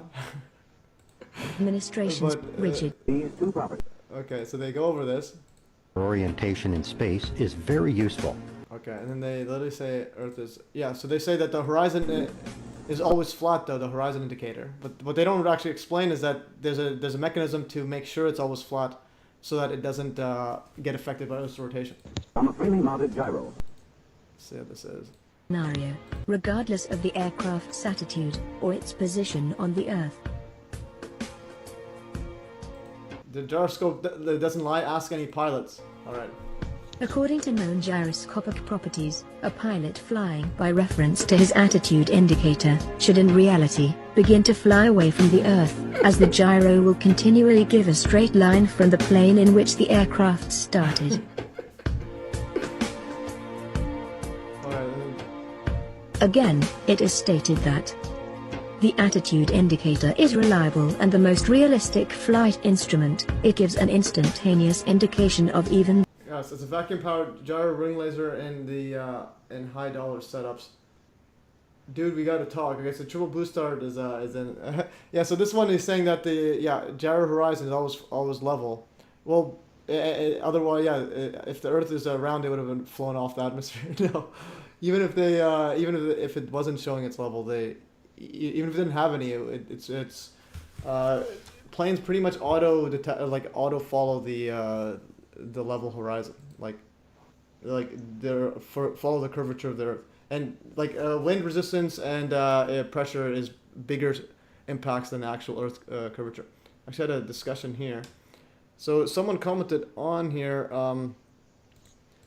Okay, so vacuum powered gyro. Yeah, so the one I wanted to state was, so this one right here, I put debunking flat Earth one, and then this person says right here, then why do airplanes not tilt their nose in relation to their gyroscope in order to maintain altitude? That's precisely one. Besides, theoretically, I can make a no friction one run on, and then whatever. I said the gyro on plane, the gyros on planes drift relative to gravity and nose, so they have to counterbalance to get back on course. Well, I got to word it a bit off. So this is attitude indicator, and there's Earth's curvature. So instrument may develop small errors in pitch or bank during extended periods of acceleration, deceleration, turns, or due to Earth curving underneath this to start. So they add a mechanism. So attitude indicators have mechanisms that keep the instrument level with the respective direction of gravity. So they actually have to keep that in mind, and also the Earth curving. The gravity load is constant. That's why you don't have to point the nose in the aircraft down to compensate for the curvature of the Earth. Yes, that is actually true. So because as you get higher, gravity gets less. So you want, and it's like a lot of it is automatic. So I put this link. Okay, now I just can't scroll. Okay, this one here. So this person says, not that I'm on a flat Earth mission. I just like a logical dissection of the claims. The gyros described would also work on a flat Earth. Yeah, they would, but Earth isn't flat. But then they have a mechanism to counter it. The gyro would work. The Wikipedia article references, again, people say, hey, you're referencing Wikipedia, but they reference this exact same thing. You go Earth. Other such errors as transport precession. This is from the attitude indicator manual. The opposite results. Anyways, other errors such as transport precession and apparent precession relate to rotation of the Earth and are of importance to pilots and navigators concerned with high speed and long range flight. All right, so we have some non-flat earthers in the attitude indicator manuals. And then he was saying something else here. Part of the wing that impacts blah blah blah.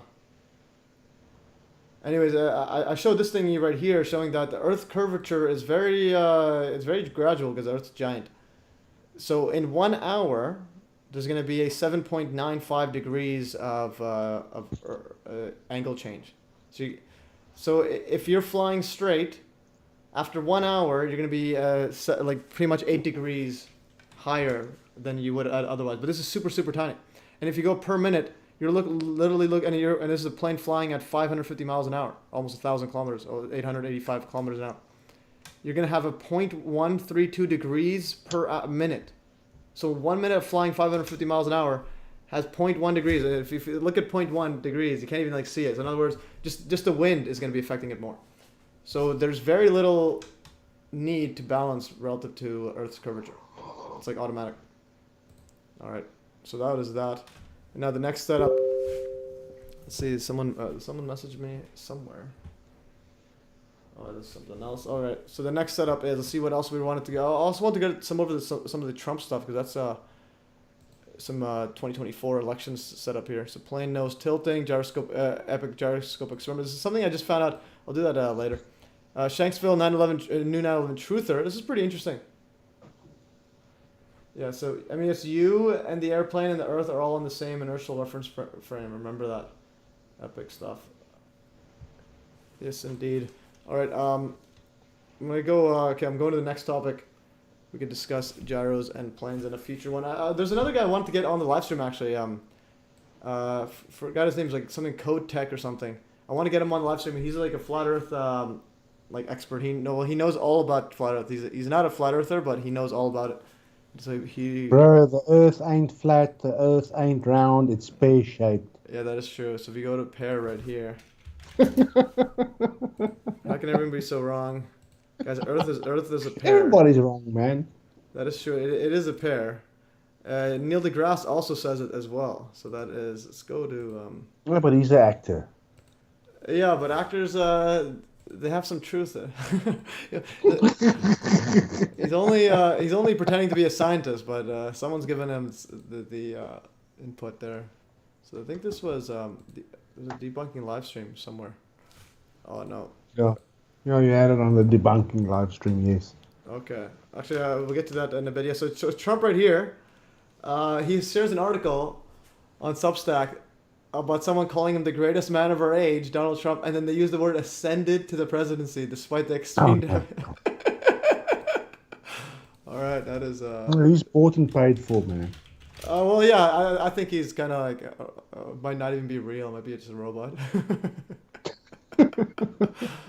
There's a live stream somewhere here. They had some good comments there. I wanted to go. Okay, where is live stream? Okay, this one here. The comments were pretty good, and then you shared this one right here. So this one, so this is parachute. The Earth is shaped like this guy right here. What's his name? Rick Ross. Okay, and then so for those doubting. So you spin. You know, when you spin pizza dough, it kind of flattens out. It gets wider in the middle, and so Earth, throughout its life, even when it formed, it was spinning, and it got a little wider at the equator than it does at the poles. So it's not actually a sphere; it's oblate, and officially it's an oblate spheroid. That's what we call it. But not only that, it's slightly wider below the equator than above the equator. A little chubbier. A little chubbier. Yeah. Chubby's a good word. It's like pear-shaped. Yeah. So it turns out the pear-shapedness is bigger than the height of Mount Everest above sea level. Wow. How much higher is the tall mountain that you identify in this book, which name I forget? All right. So we have pear-shaped, and then this is confirmation. Confirmation from the science man himself, Neil deGrasse. But didn't Bill Nye mention something at one stage that we're on a closed system, so a lot of flat earthers or whatever basically see that as a way of saying, okay, fine, yes, it's flat. Yeah, they just need any wording. I think he was saying. I think I may have heard that he was saying that whatever you throw in space, it's gonna somehow affect you or debris. If you throw garbage in there, it's still gonna be circling around the solar system, and somehow hit you or something. Okay, but a quick question is fine. I think it's fake. Yeah. If we've got so many satellites around Earth, why can't we see them in a telescope? You can see the ISS, I believe. There's an ISS. Yeah, but that's the only thing you can see. You can't see the satellites. Oh, well, I don't know. I don't have a telescope, but I haven't. Let's see. Can you see? How far away are they? Can you see satellites from Earth? Actually, and then before I get to, I want to show this one here. This one right here. So Neil deGrasse reveals he was almost a male stripper. All right, so. All right. So satellites can be seen from Earth under satellite watching. Apparently, you can spot. Okay, Miguel and Angel Mishi, Merry Christmas, you filthy animals, and Happy New Year. You too. Thank you, Miguel. All right, so I just want to see. So yeah, Paul, your statement about the reference frame. So I'm like, somewhat when I just gotta grasp reference frames a bit. Same inertial reference frame. Yeah, no, that is true. You're all moving together. So that's the key thing. So satellite watching or satellite spotting is a hobby which consists of observation tracking of artificial satellites orbiting. So you can. I don't know what the spotting satellites. The flat earthers tell you they all on how to spot balloons because NASA is the highest consumer buyer of helium. But just keep in mind that helium and all of that kind of stuff is needed for the rockets. Okay. Jerry Butler says, keep the change of filthy atoms. Well, yeah, it could be used for the rockets or just whatever. They could even use it for balloons that are other areas. And when they say high, it's like how much helium is being used. And you're right. It could be the rockets. Let's see, NASA helium. So what I mean by this is like a lot of flat Earth claims. Like when you just Google the mainstream explanation for any claim they have, I haven't seen one that is more logical than the mainstream. Okay. No, but Neil deGrasse Tyson is also pro LGBTQ plus minus to the power of 10. or something like that. No, I know he does, but that's why Flat Earth ones has a community. It's because like, but it's also I think why it's also being propped up. It's being propped up so that any deviation from the mainstream, they'll call you Flat Earther. So they have a ludicrous controlled opposition. But I get that. I get that with people that I interact with on various social media platforms with regards to Dr. Wood's work as well. It's weird. It's as if they try to shame you by calling you a flat earther. But dude, we're not even talking about anything like that. So why the flipping hell are you bringing it into the conversation? No, but are you talking about the mainstream people that bring up flat Earth? No. Just people on social media in general, man. No, I know if that. You're talking about directed energy weapons and this kind of stuff. They just throw in the wording flat Earth, dude. That's got nothing to do with what we're discussing at the moment. What we're debating. No, about. I know, but are they saying that if you believe in directed energy weapons, you believe in flat Earth? Is that what you mean? Yeah. No. So I'm saying those are typically mainstream people. Like that's what I was bringing it up here, and I get that a lot whenever I've so the 9/11 stuff here.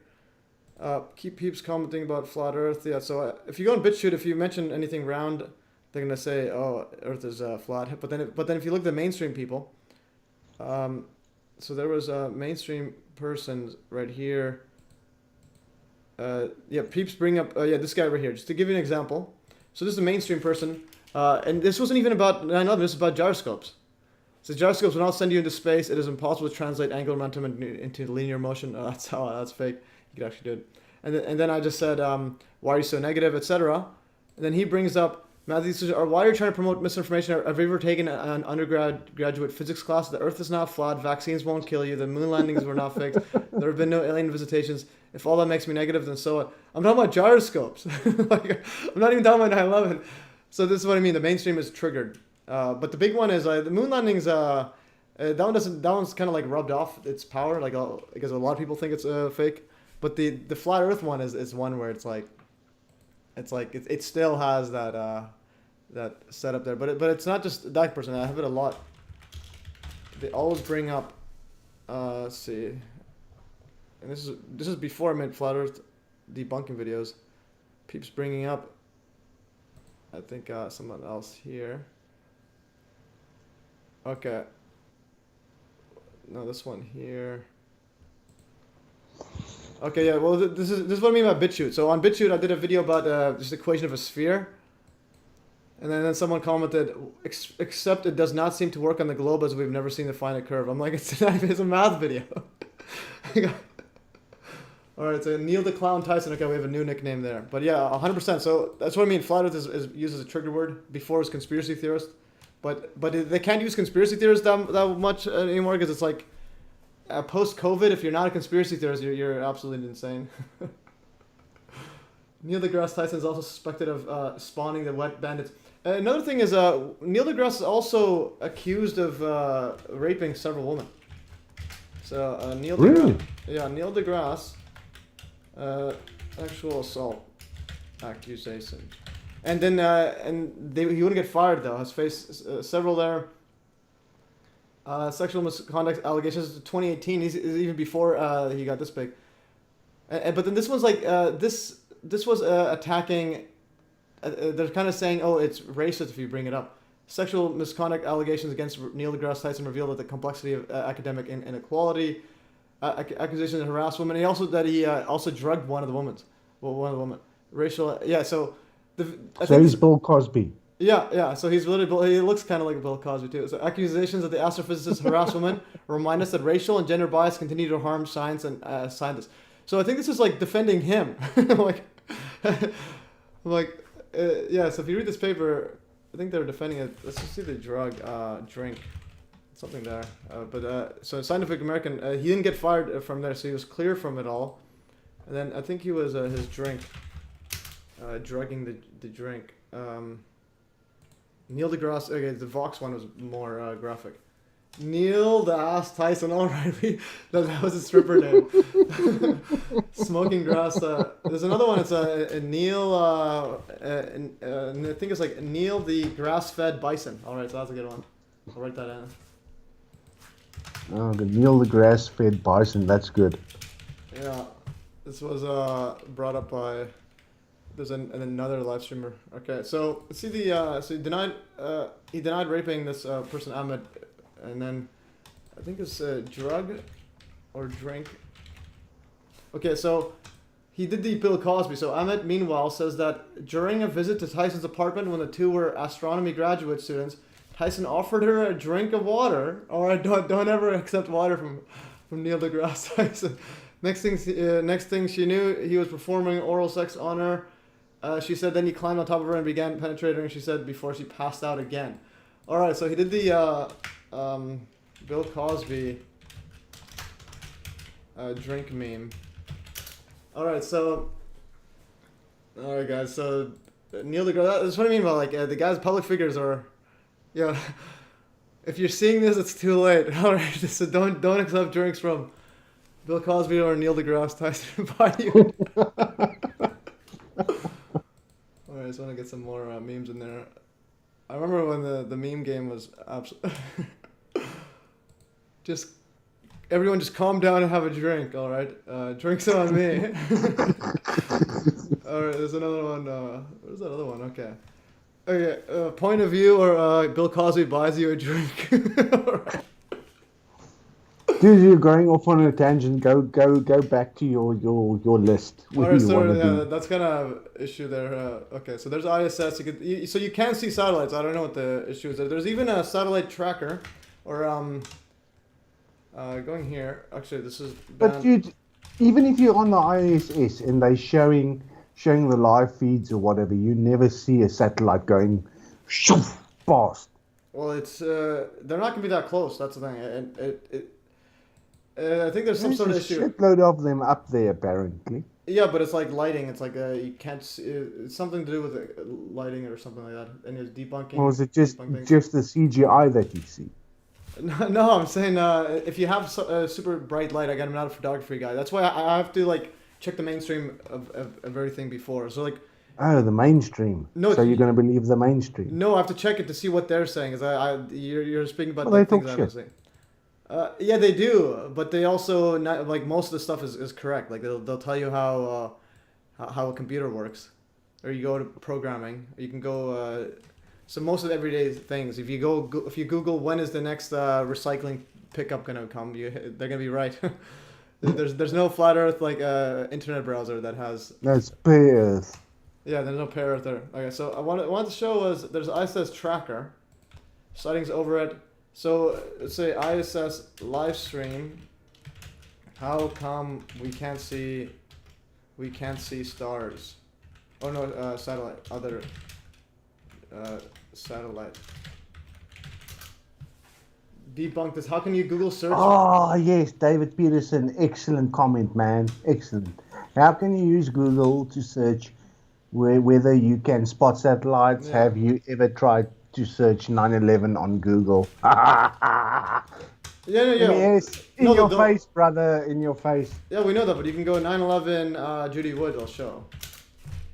I'm using pre-search right now because like, you get paid for this. You can't find Dr. Wood on Wikipedia. She's been blocklisted since 2010. Yeah, but Google, you can go, you see her books, where towers go, you can go images. And one good way is you can utilize Google for your own setup here. Oh, and it has my image there. Let's go. Now the truth. So Google isn't as bad as YouTube. YouTube is the worst. YouTube, if you go to 9/11. Oh yeah, man, they nuked 2 of my channels already. So what I mean is, okay, this is the only reason it's showing. Okay, YouTube is worse. Google is not that bad, even though Google owns YouTube. If you search up 9/11 Judy Wood, you'll find it. You'll literally find a lot of her stuff. Even if you search 9/11 Matthews Solutions, you'll find my stuff. So you can see a lot of my stuff, but this is actually to make it fair, I need to open in incognito.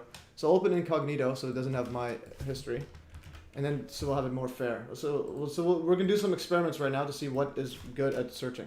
So I'm gonna search 9/11 Judy Wood. Okay, so Google on incognito doesn't know who I am. We'll find it. Okay, but if you go to YouTube, YouTube is the kicker. YouTube.com.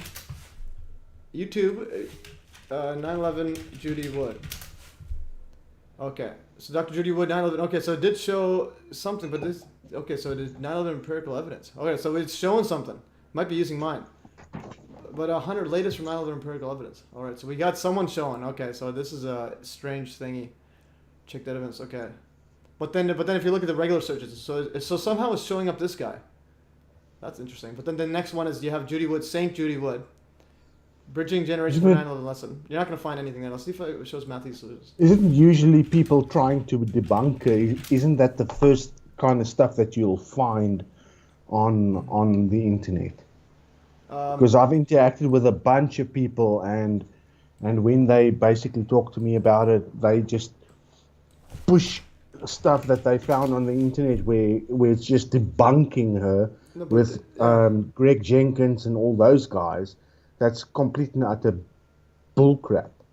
Yeah, but are those mainstream people or alternative? Because those Greg Jenkins. No, I've had arguments with math people who are working for universities and all of that kind of stuff. And the first thing that they bring to me is usually the Greg Jenkins video or his paper, and he basically had that interview with her where he the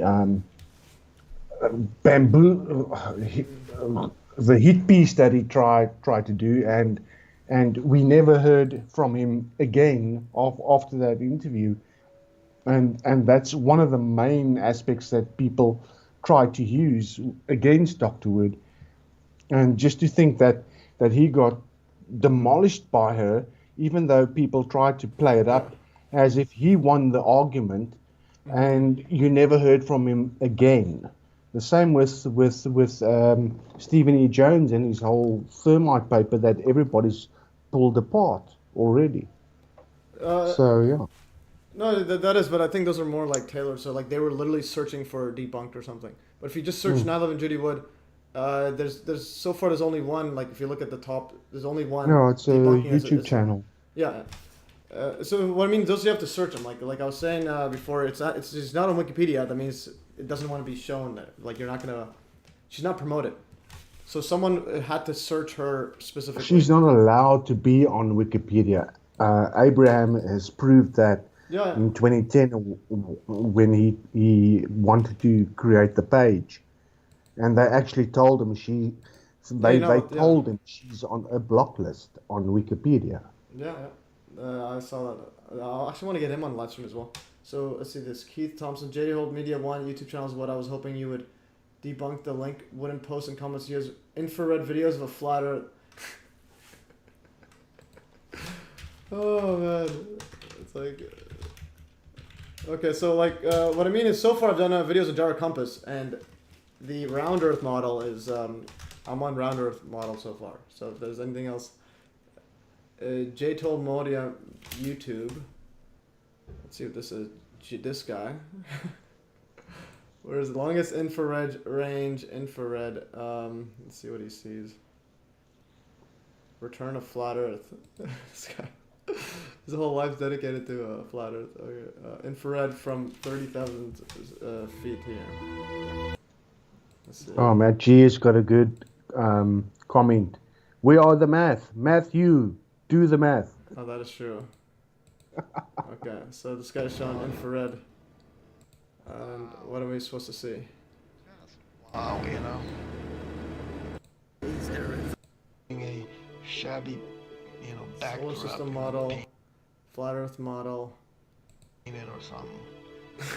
Is there a pear-shaped model? Really okay, check it out. A hollow see us in a way. Yeah, but down. I don't know, I just see an image. Yeah, alright, anyways, I don't know what to say about that. It doesn't look either or, it just looks like something.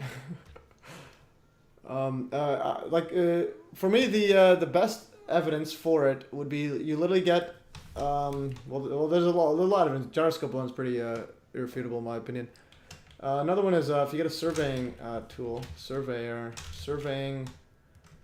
theodolite or whatever, theodolite. So like those flat Earth guys, instead of just talking about some random blurry image about something, they can literally just purchase this one right here. This is what I mean. It's like I couldn't take it seriously. I actually did a course on this. So you can literally take a theodolite, this thing right here, buy it. It's expensive. You got a really good one, like $20,000 or $10,000, or try to find it some cheap one on eBay. But if the flat Earth ones were serious, instead of just making flat Earth conferences for absolute no reason, you can get one of these, and then you can literally go. Okay, so you measure a starting point, go on a supposed flat highway, and then go literally. Let's go every 100 feet, and just measure the elevation. Keep going for a couple miles. What I'm trying to say is you can literally use this to get the exact curvature of the Earth for whatever distance, and then you can fix all the corrections by going backwards, and then measuring every single height. So how theodolite works, how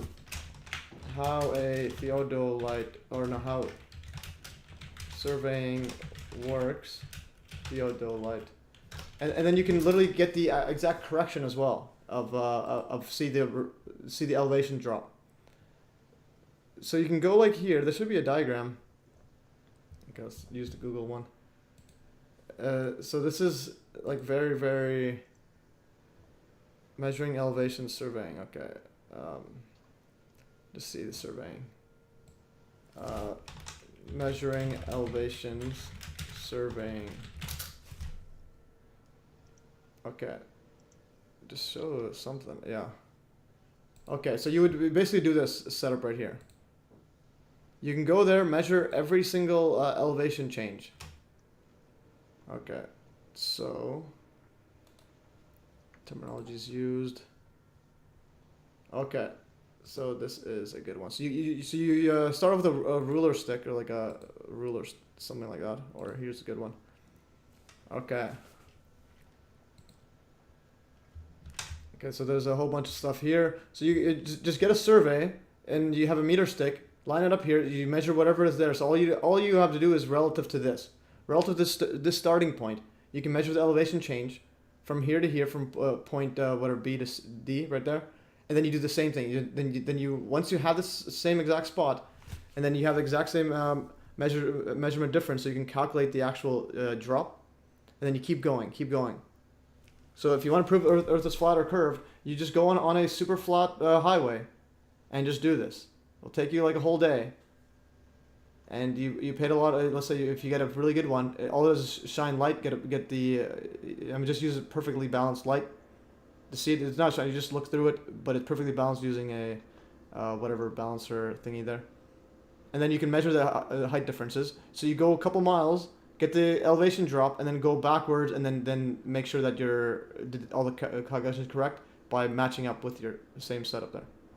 MES, you should actually have Andrew Johnson on talking about flat Earth, because he apparently went on to Elsa's podcast the other day, but she hasn't published it yet. So Andrew Johnson might have a couple of interesting ideas around it.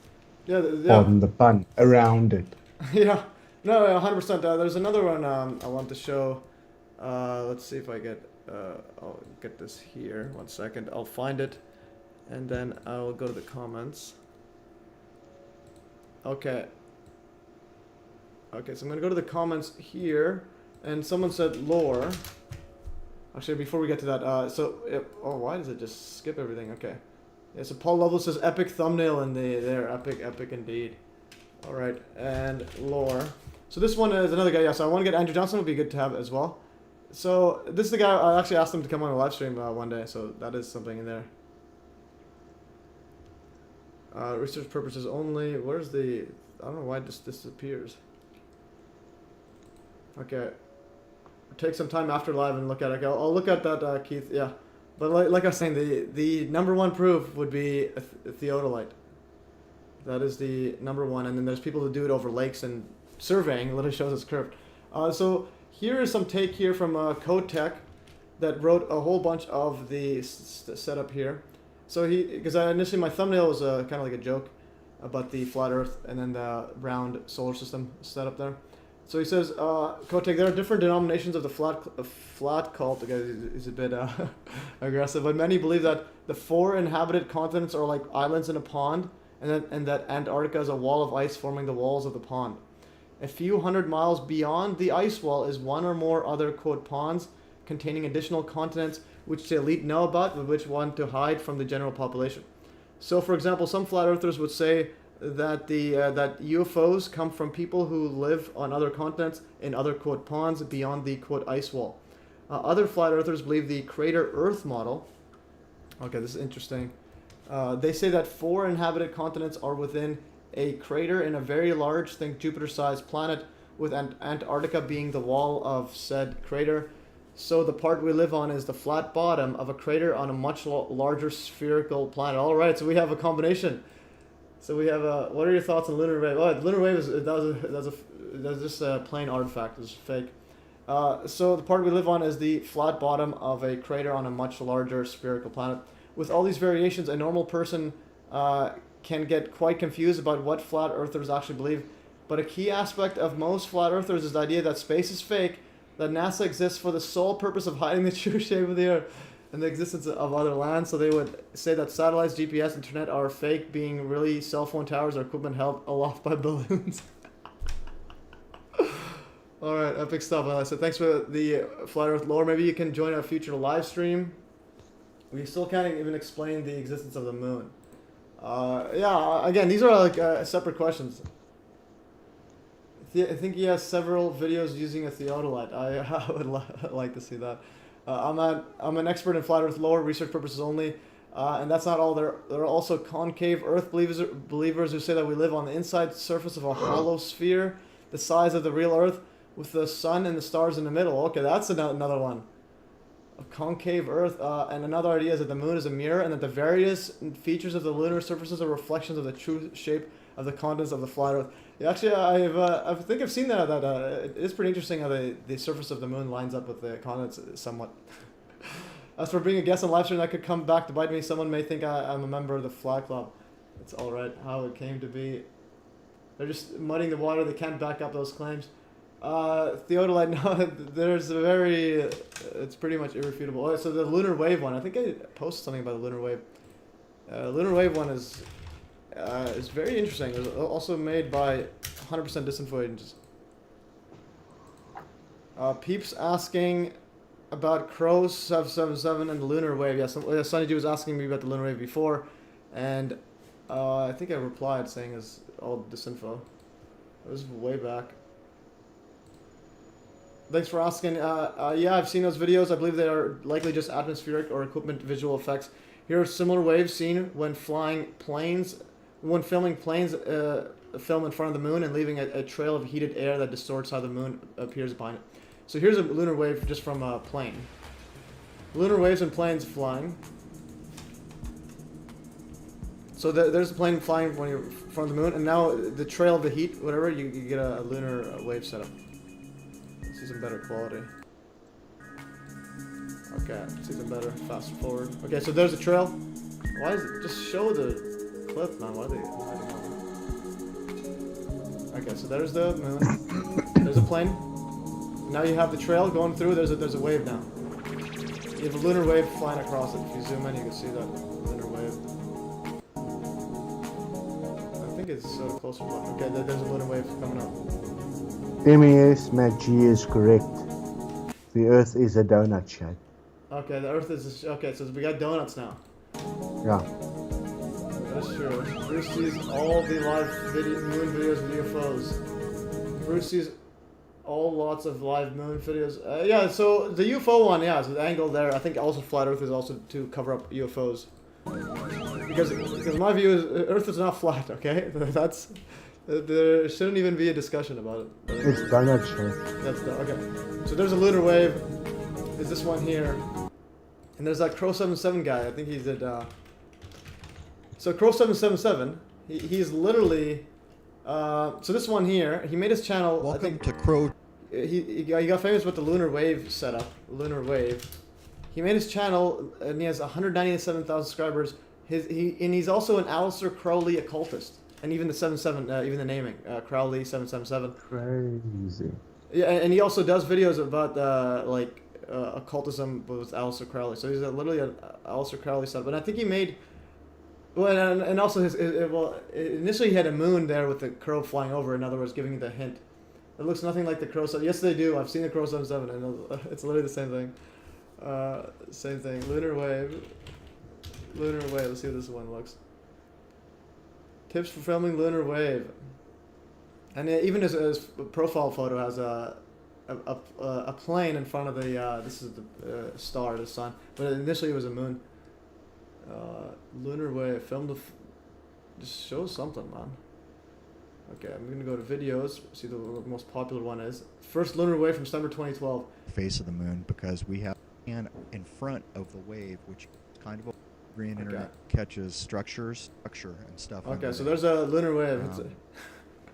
All by right. the way, if I don't comment back, I just zoomed in. So in my opinion, it looks exactly the same as that airplane one, or something similar. So in other words, it's nothing special. And this guy, when did he make his channel? Let's check his channel made. So he made it Crow 77 September 14, 2013. And what is his first video? That's usually a tell. How do you go oldest? Sort by oldest. I think you can't do that anymore. Oh my goodness. Oldest right here. Okay, his first video is about lunar wave, and then he made this. Moon may not be what you think, and this was October 25th, 2013, so 2023. So he made it strictly then, and his profile photo was literally the moon there. The crow sends but it was a moon, I believe. Where's the plane? All he's showing is the wave there. You can have the plane cross it and then film it after. Okay, Gabriel, you gotta stop acting dumb. There's another thing I actually included in here. Gabriel putting stuff out of context. Gabriel posting quote out of context. We have some beef right here. He posted saying this mainstream scientist saying that no wave detecting the Earth rotating, but he quoted out of context. This one here, the quote's not taken out of context, and he referenced Flat Earth Society, like he quoted their exact quote, which isn't the exact one.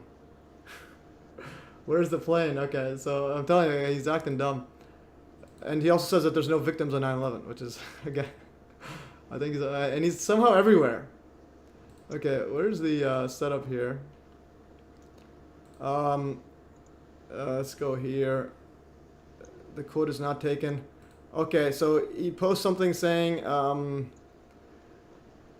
he posted this one here, no physical experiment ever proved that the Earth is actually in motion. So this Lincoln Barnett universe here, page 73 and 1957. And then I posted links and couldn't find the quote. And then he says it's on page 74 of the first link that I sent. So let's go to the first link. He's not acting. I don't know, I think he is. Earth, okay, this is page 74. Let's go to page 74, I'll go to the PDF. Okay, how much time is left, guys? Okay, it's been 1 hour 57. Okay, it's not too bad. We'll try to go another. I didn't quote the Flat Earth Society, please don't lie. No, I'm saying you used the exact same quote and wording they did. You quoted the thingy, you just used their quote, that's what I'm saying. But it was probably like a meme where it just goes viral. So going to the thingy, so where did it go? So now we're like losing, where did it go? Gotta find this. Okay, this right here, page 74. There's 74 on this one here. So you guys be the judge if he's quoting out of context or not. So I'll read the quote that he was using, but he didn't actually use the exact same one here. Okay, so he says, nor has any physical experiment ever proved that the Earth is actually in motion. So that's the quote, and here is the one. So here's the quote that he used. No physical experiment ever proved that the Earth is actually in motion. Lincoln Barnett, The Universe, and Dr. Einstein, 2nd edition, 1957, page 73. I said he used this one here. No physical. I said he used this exact same. He literally copied and pasted this one if he or got it from somewhere else. He says, no physical experiment ever proved that the Earth actually is in motion. This is from Flat Earth Society. Lincoln Barnett, The Universe, and Dr. Einstein, 2nd revised edition, 1957, page 73, second edition 1957, page 73. Anyways, so now we're going to go through what the actual code is. This was a different edition, so it might have been similar, but here anyway it says, nor has any physical experiment ever proved that the Earth actually is in motion.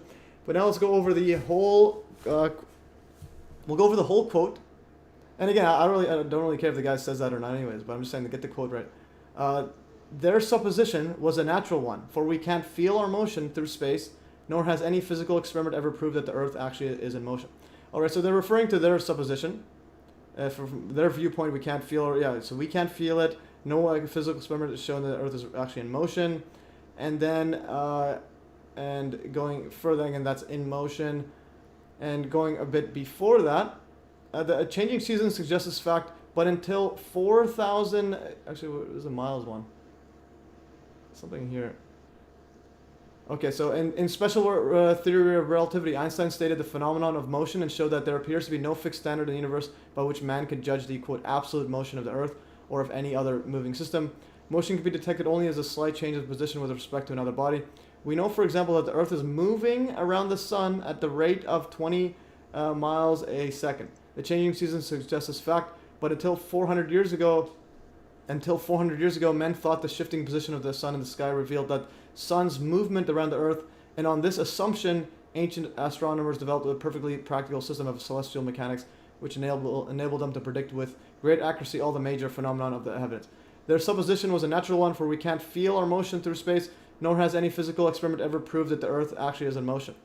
Alright, so what's the context? Is he saying there's no experiment, or is he referring to the previous notion, the previous supposition or notion that the Earth, that the Sun rotated about the Earth? Alright, and I think the giveaway is that he says, this guy says motion can be detected, and it's moving at a rate of 20 miles a second around the Sun. Anyways, so that is my take. So I think it's out of context, because the guy believes in actual rotation and movement of the Sun. Alright, continuing further. Okay, so let's go some more stuff. Oh, the Shanksville Truther one. Okay, it's some pretty epic stuff. FYI, my interest comes from when I was a kid about present tense. Yeah, present tense from their perspective.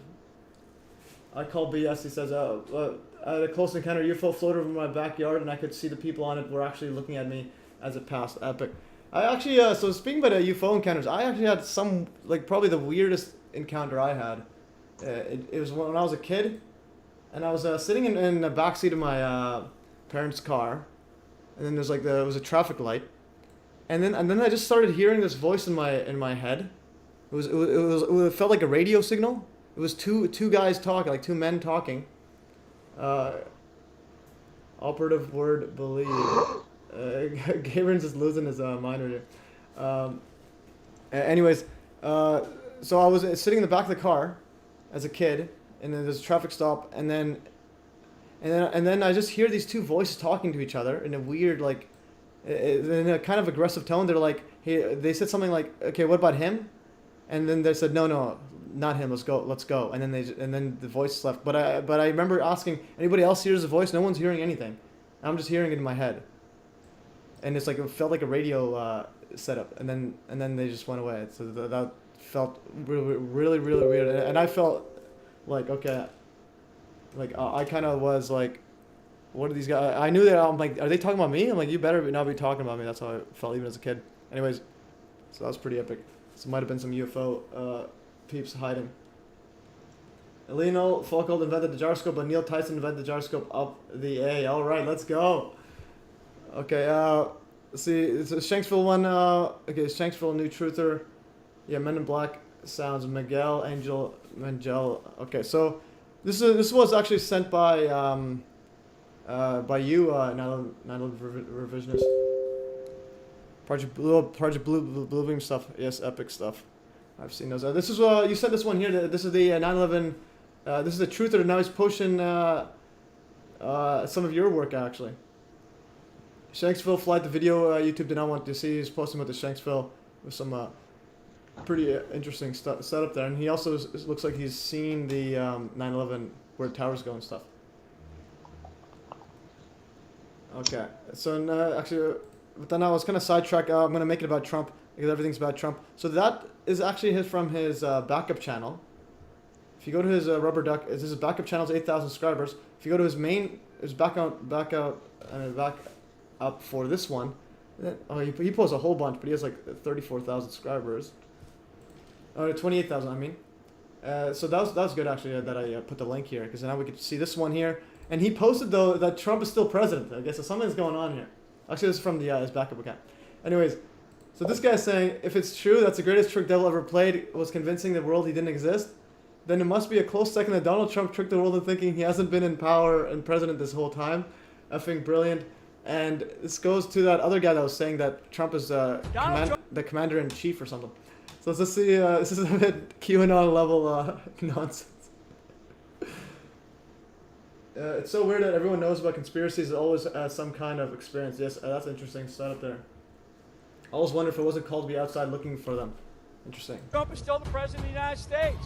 Let me talk to you. Did you know that the greatest trick the devil ever pulled was convincing the world that he didn't exist? What if I told you the greatest trick 45 ever pulled was convincing the world that he's still not in charge right now? They think it's a trick that I'm playing on them. They think I'm playing a trick. Don't believe? Then how do you explain 45 issuing Executive Order 13961 on December 7, 2020, which signaled the continuity of government plan? How do you explain 45 issuing 10 national security memorandums and his last 10 days of office that are still classified to this day? Will you commit to making sure that there is a peaceful transferal of power after the election? There won't be a transfer. For continuation. 45 himself admitted on numerous occasions that we're in the midst of irregular warfare. I'm a wartime president. This is a war. This is a war, different kind of a war than we've ever had. In this high-stakes game of chess, where it's move, counter-move, did 45 willingly step aside and place the resident front and center so the resident can take the fall for everything that's going on right now? And in my second term, which we're sort of having now, but I don't want the results, right? Hey, if you know, you know. the 45th, the 46th, and the 47th President of the United States, President Donald John Trump. All right. It's pretty next level stuff. But yeah, obviously it's a nonsense. But the thing is, this guy's posting 9/11. 9/11 is like, once you know it, that's it. It means governments are fake. So we're all being played, thinking we actually have a choice. That is true. But I think, okay, we'll get to that in a bit. But so Jeremy said, you researched the national park disappearance. I have seen some of the stuff, lots of voices disappearance, skinwalkers, Bigfoot. Yeah, the Bigfoot stuff. I think Bigfoot stuff, there is some truth to that because as per the Lloyd Pye Star Child setup, I think there's possibly a lot of animals that have never been seen or animals/human-like setup. But anyways, that is interesting here. Yeah, speaking about the voting thingy. So yeah, voting doesn't matter fundamentally, technically, because it's in my opinion. But the thing is, I think one thing it is useful for, the people that are running the world, it's like a useful gauge in how people are. So like if they're voting, so that means they're still buying to the system. The 9/11 video you put out last night was a slam dunk. Yeah, that was epic. It involved 3 people working. America, Drew America, 1776 to 2020. Well, again, I think all the world's a stage. So yeah. So anyways, going back to the voting thing, I think it's used kind of like a tracking system to see how well everyone's bought into the narrative. So if you keep voting, keep thinking something's gonna happen, and then they're actually trying to like guide the narrative such that the votes are 50-50 or close to it, so that there is some sort of like sport-like setup there. So they don't just want a candidate that nobody's actually voting for, except in the case of Biden. But again, it's hard. I think a lot of people, mainstream people, would vote for Biden over Trump. So I think they kind of make it such that the vote. So like my view is the votes could, even the counts could be real, such that you actually voted for who they wanted you to vote for, but in such a slight margin. So that's the thing. It's like a way to keep track and keep people aligned. But anyways, enough of this one here. So theodolite one. You can literally go there, measure the exact. We're talking to like millimeter setup here. You can go there and measure the elevation change to like a millimeter or less, and like super precise. You can go across the entire highway and determine the curvature, and from there you can calculate the curvature of the Earth. Actually, we'll get to those now. Okay. So that was a theodolite. And again, there's theodolite. Use measure here, go there, measure, measure. So you can literally go measure it. So in other words, this should be done once and you're done. There's no more flat Earth ever discussions.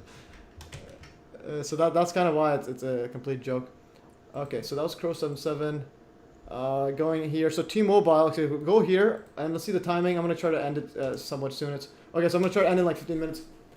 But I still vote for Pierre for come next election. Yeah. So you can still vote MES for president 2024. All right, let's go, guys. MES taking over the game. I'll be like, okay, so we got videos here. Okay, I'm gonna let's play this video here. There's a crystal ball, Judy, in front of you.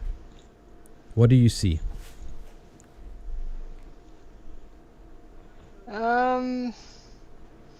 In terms of what? It depends on how badly people want to know the truth. The truth is so important.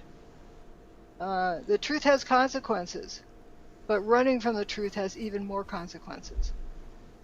And that's an important thing to remember. So, knowing what the truth is vital, not what you want the truth to be. And it's a really important thing. So depending on how many people can get on board with that is where it's at, I think. Yeah, 100%. That's epic video. Speaking of, okay, someone Pierre Polarova. Yeah, his name is so hard to pronounce. MES links. I'm gonna try to. Okay, I was gonna do a timer. I'm gonna do 15 minutes, and then we're gonna end it. So we're gonna be rapid firing, guys. So don't worry if I don't answer all questions or look at them. 15 minutes because I'm getting a whole lot of comments now. It's unreal. Okay, so just go to the cult gematria calculator, and again, like I showed before, Pierre Olvera 666. Let's go. Can't spell truth without you. All right, that is true. Okay, so this was Zendesk. I don't know what that is for. Close this one. Okay, so T-Mobile.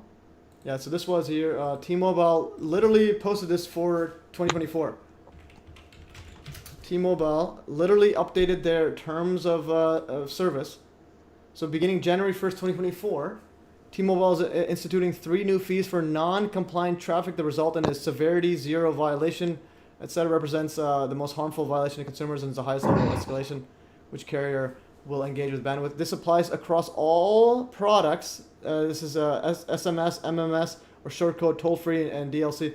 In other words, literally text messages. CMS, I think, text messages, multimedia message. So, and then here's tier 2 is phishing scams, social engineering, etc. This is in a way that manipulates individuals to reveal private information. Tier 1 is illegal content. So if you text someone about illegal stuff in whatever state, in all 50 states, that must be legal. For example, if you talk about marijuana in one state's not illegal, you can get fined $1,000 if you're using T-Mobile. And then tier 3, $500 for all other violations, including but not limited to shaft, pleaded to review T-Mobile Code of Conduct, section 5.2 for all disallowed content. So they can disallow things that are not illegal. All right. So on a text message, you text someone something about, hey, the Earth is a pear shape. They're gonna throw you in jail.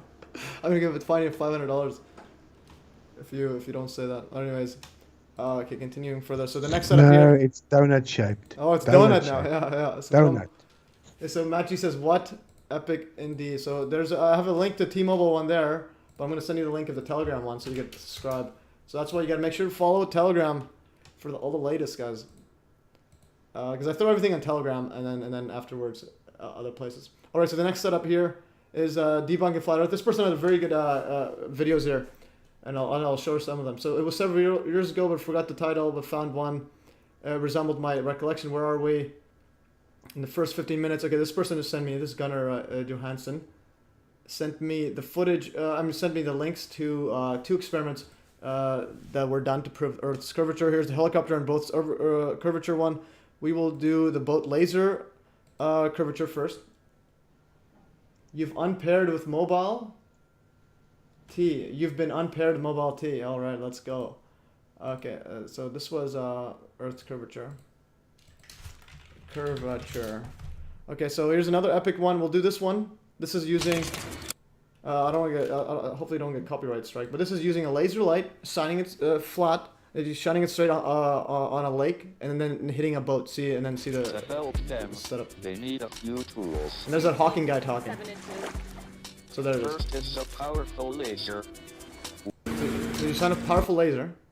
Now we're gonna turn a little to the right. If the lake is flat, the laser beam and the water will always be parallel to each other. Seen from a boat, the beam would always stay at the same height above the water, no matter how far you travel into the lake. But does that happen? And can the team work out why? Time to find out. The boat has a whiteboard attached to it, which will be a target. We're looking for the laser beams so that we can mark it on the whiteboard. Oh, it's hitting off that. So initially it's over there, so it's over there. And we made the first measurement, and I was pretty confident that we weren't going to find anything. For the next measurement, they'll need to go much further out. Okay, so now... So 3 miles away, where is... Okay, so they go a bit further out, so you can see them over there. We're gonna have to measure it on something else. And so it's gone up about 6 feet. Good. Yeah, Stephen Hawking, he's that robot guy.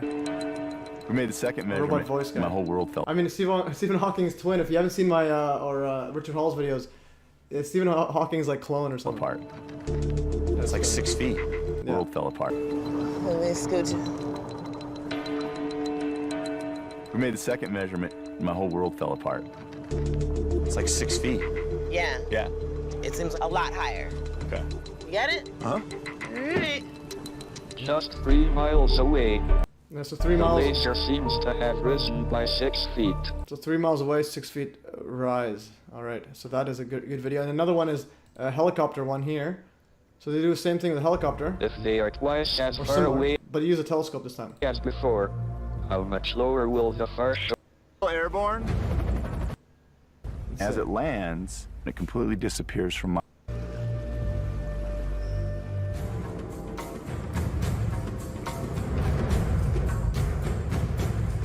Okay, so there's hiding underneath the curvature. It goes up. As it lands, it completely disappears from my line of sight. Joey, are you still airborne? That's gonna go up. I got him. I got him. Okay, what's your elevation right now? All right, Brian, how many feet are we above the lake? 24 feet. So 24 feet above the lake, and it's below the horizon. Woo! We made it! 24 feet. 24 feet. Awesome. And then from there you can calculate the curvature of the full circumference of the Earth. Okay, you guys, check this out. So, if this line is our laser beam. Right. So he's got some directed energy weapon stick. Okay, I need to Got know across the lake, right? And that's the shore. This is the laser, right there. And we join our data points at 6 feet, and then all the way out to 24. This is our source. That's our flat line, right? And this is the surface of the lake. The green line shows the path of the laser and the view from the telescope. And the gold line shows how the data points form the beginning of a curve. So that means this lake isn't flat. It's not even close. No. It's crazy. If we can just continue that curvature all the way around, complete a circle, and we can measure it, then that gives us the circumference of the Earth. With these measurements on the lake, we can calculate that the Earth's circumference is around 25,000 miles, which matches Eratosthenes' calculation. Alright, so you can do that, and yeah, Las Vegas Post says it's looks staged. When it's a video production, but it's falls in line with everything else, and I'm definitely on this side. Still have a hard time wrapping my head around the fact that we measured the Earth. Yeah, so you can do this with a theodolite, and someone did this with a lake to show this. a few inches drop a lake. I think I had a lake somewhere here. Canada Lake. No, that's someone else. Okay, someone else. Lake Theodolite. Lake Theodolite. Flat Earth. You can do this yourself as well. Theodolite on lake. Why there are no flat Earth surveys? That is true. If you look at all the surveying manuals, they all talk about curved curvature. Even the Theodolite has it. Flat Earth proof. This guy here shows that there's a drop in the Theodolite by like a few inches. He goes through all of the stuff here and shows that the lake actually has a noticeable drop there, and so on. Let's see what it is. It's hard to see the thingy. What's the exact setup? So this is a Theodolite. I've actually used it for that engineering course, and it's a tiny bit. Yeah, so there's the Theodolite or the spot there. Let's see what the drop was. Okay, this was a 10 centimeter drop. Oh no. No, this is not 10%. It was more than that.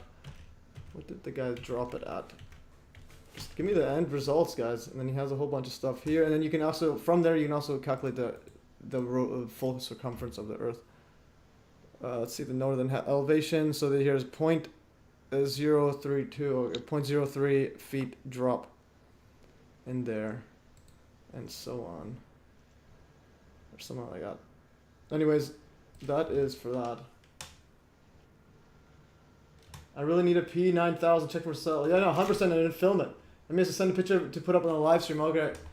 Good thing is it's almost time. Where's my thingy and my email? Sorry about that. Checking it. Okay, where's the this is the government killing itself. And let's go back. I didn't get your email, or I gotta refresh. Okay. Oh, Paul Lovelace, picture for live stream. All right, where did the towers go? All right, let's go, baby. Let's go. I'll add this to the MES Telegram if you're okay with it. Paul, okay. I really want to compare unvaccinated with vaccinated, off topic. All right, Matt G's vampire. Let's go. Video's probably gonna really believe that. Okay, probably gonna know it's real. Like you can literally go check it for yourself. So I am siding with Hawking's or Hawking's clone. He's not actually Hawking. The real Hawking died a long time ago. So Stephen Hawking body double. Yeah, this is the original Hawking. This is the fake one now, and he apparently had like the world record longest lifespan for a person with this condition. Okay, I'm not vaxxed though. Okay, so we need someone vaxxed blood after the 21st. After the second WTC attack, a museum was installed there with part of damage still exposed.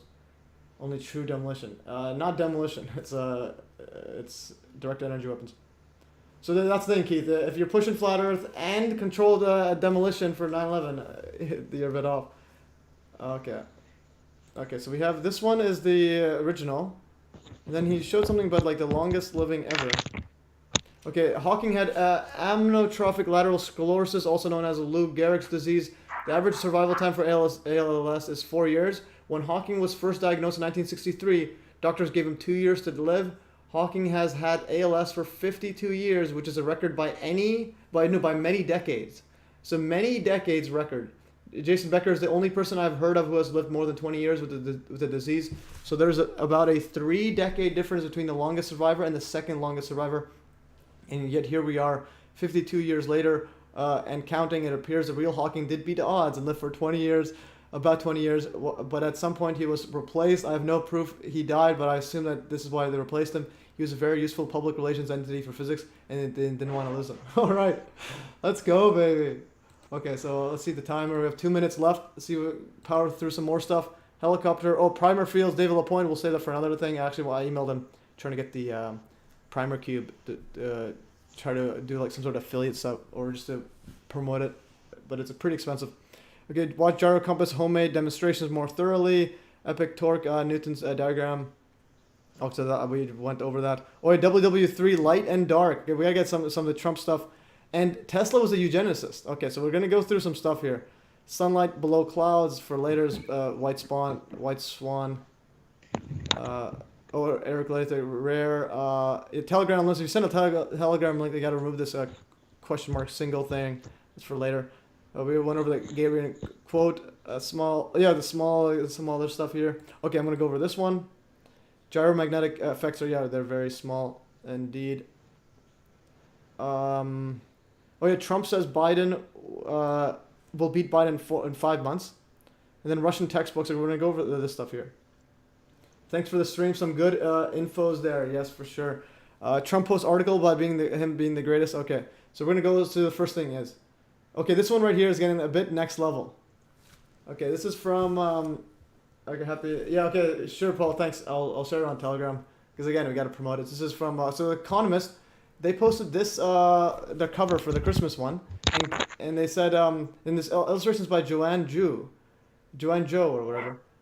Yeah, thanks, MES. Have a good one, New Year's. Yeah, have a good New Year's, you too. And I'll have like a few more minutes. I'm gonna power through everything. It's gonna be too loud. Oops. Okay, I'm gonna sound this off, and we're gonna power through, and then end it. So this is the Economist cover, and guess who's on the front cover, guys? Who's the Christmas tree guy? That's literally Trump.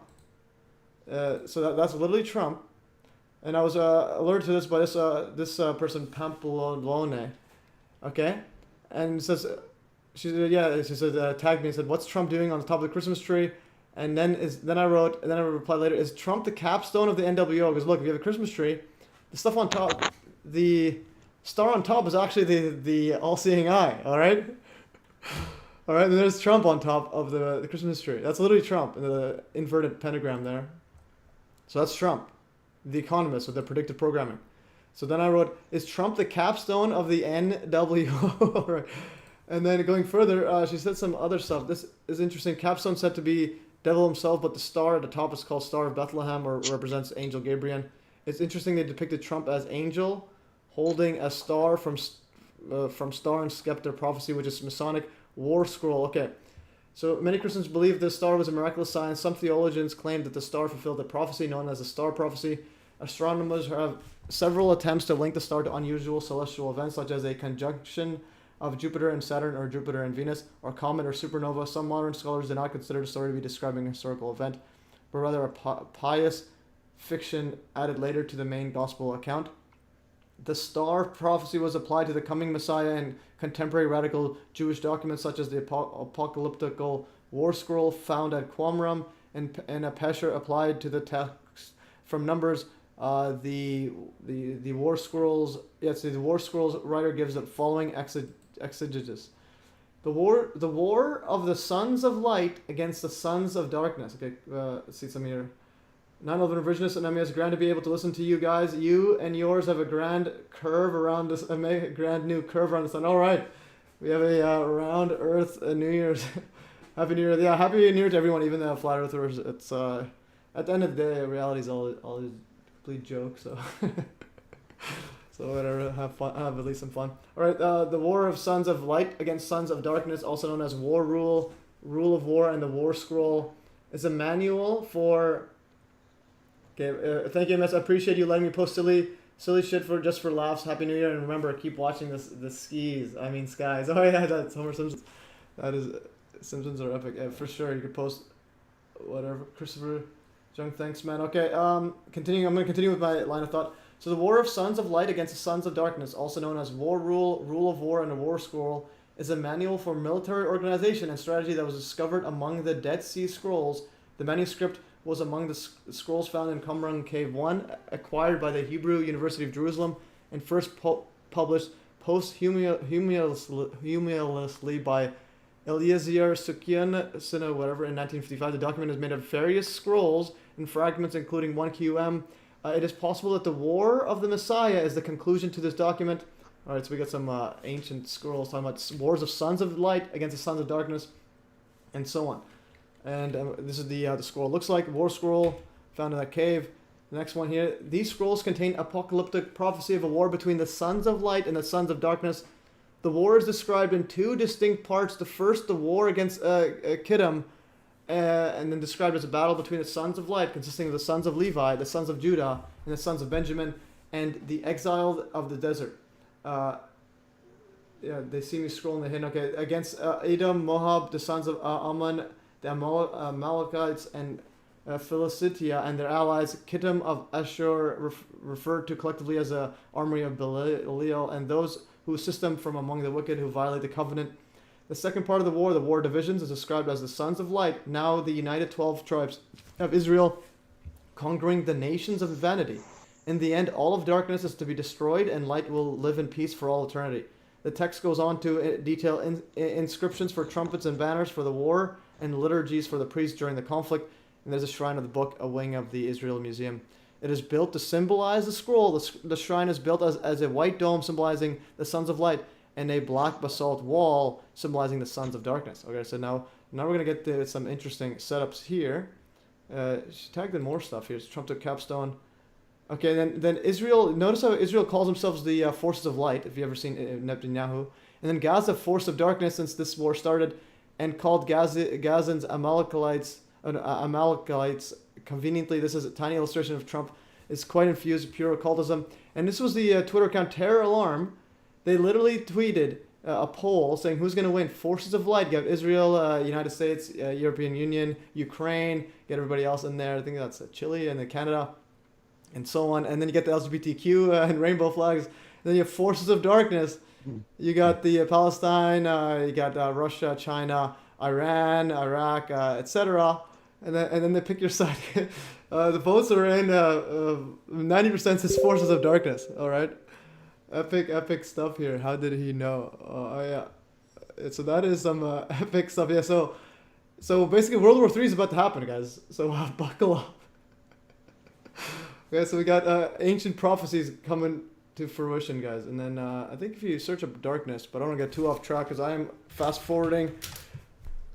Darkness, a whole series of Netanyahu. Okay, but anyways, so that was it. That was epic stuff there. Oh, I think there was another continuation of her comment. All right, continuing further. Why is it?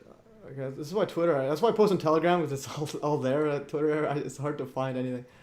Yes, if you check the names like Kittim, Moab, they're actually modern day Iran, etc. Countries the West hates. First war is the war against Kittim. Second war is the war division, which is the sons of light against this nation of vanity. Globalists calling themselves light. All right, let's go. All right, and then okay, so another one is Tesla. Tesla was a eugenicist. All right, so we got nobody wins. We've already lost. All right. Well, we got the guy with the free energy tech, Nikola Tesla, the eugenicist, eliminated undesirables by 2100. He believed that by the year 2100, eugenics would be universally established as a system of weeding out undesirable people from the population. And then he wrote, the year 2100 will see eugenics universally established and past ages a law governing the survival of the fittest, roughly weeded out the less desirable strains. Then man's new sense of pity began to interfere with the ruthless workings of nature. All right, this guy is next level if it was him writing it. Indeed. As a result, we continue to keep alive and to breed the unfit. The only method compatible with our notions of civilization in the race to prevent the breeding of the unfit by sterilization and the deliberate guidance of the mating instinct. Several European countries and a number of states of the American Union sterilize a criminal and the insane. This is not sufficient. The trend of opinion among eugenicists is that we must make marriage more difficult. Certainly no one who is not a desirable parent should be permitted to produce progeny. A century from now, it will no more occur to a normal person to mate with a person eugenically unfit than to marry a habitual criminal. All right. Yeah, man, the useless eaters. All right, so we got Tesla going on all of that. All right, so then I think the next setup here, we'll play your video here. In the Zohar HaKadosh, yeah, there's another. You will find there an extraordinary information. There will be two big buildings in the land of Edom, which today we relate the word Edom to America. And those are the biggest, the tallest buildings in the world. And they will be brought down completely.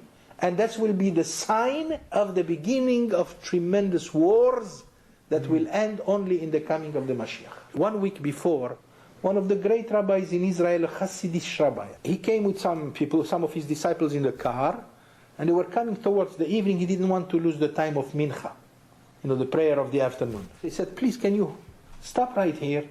I want to daven, I want to pray mincha here. They prayed mincha with minyan in front of everybody passing in Manhattan. Where? Right there, near the World Center. After he finished the davening, the prayer, he said, say bye-bye to those buildings because you are not going to see them no more. Say bye-bye to those buildings because you are not going to see them no more. Let's go, okay. Yes, they know. Let's see. Alright. Yeah, that's pretty interesting stuff. Yeah, speaking about that, even the towers were, you see Solomon's Temple, Jacob, and those or something like that, the towers. The Twin Towers were literally, Solomon's Temple is a biblical structure.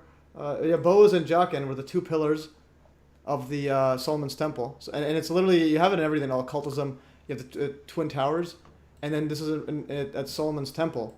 And Building 7 is literally Solomon's Temple building. Building 7 Solomon's Temple. Solomon Brothers building. So you have, some Miguel, Joachim and Boaz. Yeah, so Solomon Brothers building, Wiki 7 World Trade Center. This was, I hate that they always show the new one. Solomon Brothers.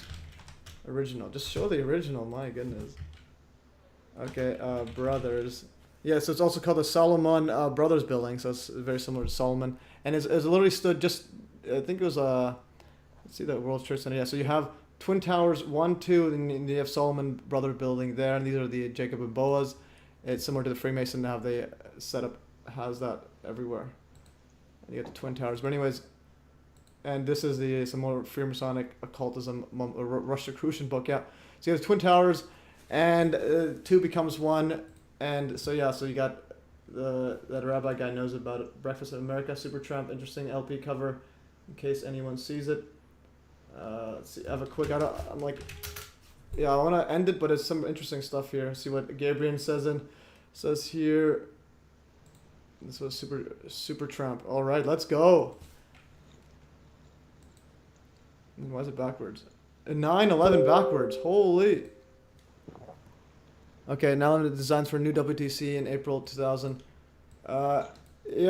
Okay. Anyways, let's play that soon. I just want to close some stuff. I don't want to get too off track. This was the other one I want to say. Trump beats Biden. This is the Trump 666. This is a pretty cool channel right here. I'm in a Reddit account. Okay, this one here. I just want to play this stuff. You have to mirror. Yeah, I showed the mirror. So the mirror is 9/11 with the thingy. Just why is it not loading? Okay, we'll play this while we wait. And so, next thing you know, we've got the designs of a building. And the first design meeting was in April of 2000. And construction began shortly thereafter in 2002. Speaking about the WTC, all right, let's go. Yeah, so there's a lot of people in. Oh no, they have insider info. But so my view is that they're not the ones actually running the show. They're just like Larry the Civil Student that has insider info, and in other words, he's like part of that pyramid structure. But I think the people at the top are more advanced in terms of actual knowing the science. That's serious eyes to it. Yeah, that is interesting as well. Okay, so going right here, and then this is the Trump setup here, and okay, was this a mistake, guys? Let's see it play. From now, we're going to defeat. Is this a Freudian slip or is it a mistake? Which one? So less than 5 months from now, we're going to defeat. Listen what he said. Less than 5 months. So less than 5 months from now, we're going to defeat crooked Joe Biden. We're going to take back our country, and we're going to make America great again. All right, so less than 5 months. And this is following that June 2022. Okay. Yeah, I'll play that video next time. 9/11 versus. I am like losing my focus. I'll put this in a link. Actually, I think we had this one here.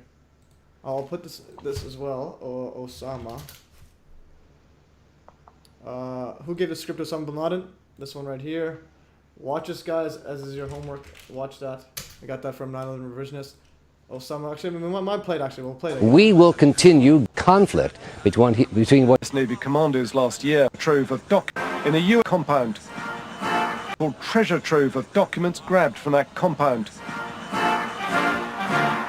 In a U.S. election year, Washington has chosen to release a fraction of the 6,000 documents that The Bin Laden files reveal that he tasked two groups with the mission of anticipating and spotting the visits of President Obama or General Petraeus to Afghanistan or Pakistan to target the aircraft of either one of them. They are not, he said, to target visits by US Vice President Biden. Bin Laden's plan was for Joe Biden to take over as president, believing he was incompetent and would lead the US into crisis. Every insurgent All right. looks at his adversary and tries. Yeah, so we had Osama bin Laden knew the script. So, well, this was his documents and his Pentagon said his documents released. In other words, they just made up some random stuff. Because I think someone was dead decades ago. All right, let's go. There's another thing I wanted to show. So we showed that. And then one more thing. Russian textbook saying Trump won the election and then he has illegal dealings.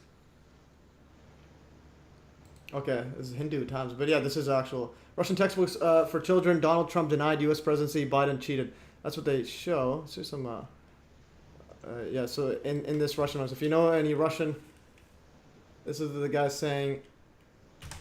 So Russian textbooks are literally saying Trump won the election, and that Biden is cheating and so on. So if you know any Russians and so on. All right, that is all, guys. Thanks for the links there, Revisionists, and everyone for sticking around. And even you, Gabriel, if you're still watching, I don't be too rough, but that's the way I am. Okay, Tesla, you judging us. Anyways, that is all, guys. Cali do fires for another day. But again, a lot of people say 9/11 and the forest fires are similar. Well, again, there's similarities, but then there's a giant spire turning to dust. If you have something like that in the California fires or the Hawaii, let me know. But the cars are some interesting ones. But again, the key one is actual steel turning to dust and footage. All right, guys, have a good one.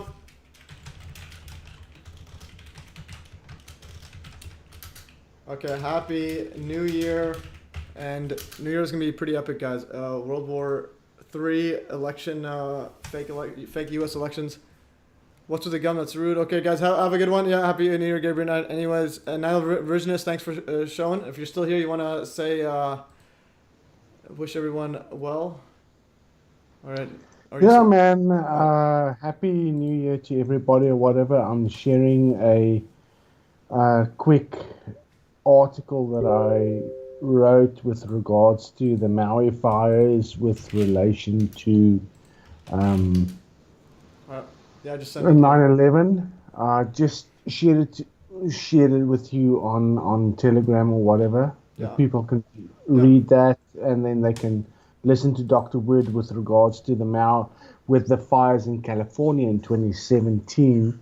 There are a lot of differences. So people try to relate the California fires and Maui fires to 9/11, but 9/11 is a lot better. What would you say? Catalog, whatever. Yeah, so there's no questions. Yeah. So, dude, people need to just do the due diligence and just not make assumptions. Yeah. Research it deeply, and that's it. And also, there's also differences, such as there's Hawaii had pink rivers or lakes after, so that's an interesting thing. Here's the link there. Okay, guys. Anyways, yeah, thanks for joining 9/11 Revisionist. My legs are buckling. I'm gonna close the live stream. Okay, guys. Anyway, that's all. What is love, baby? Don't hurt me. Plato. That's an epic quote by him. Okay, guys. I'm gonna go and turn off the live stream in 3, 2, 1. Okay, have a good one. Go.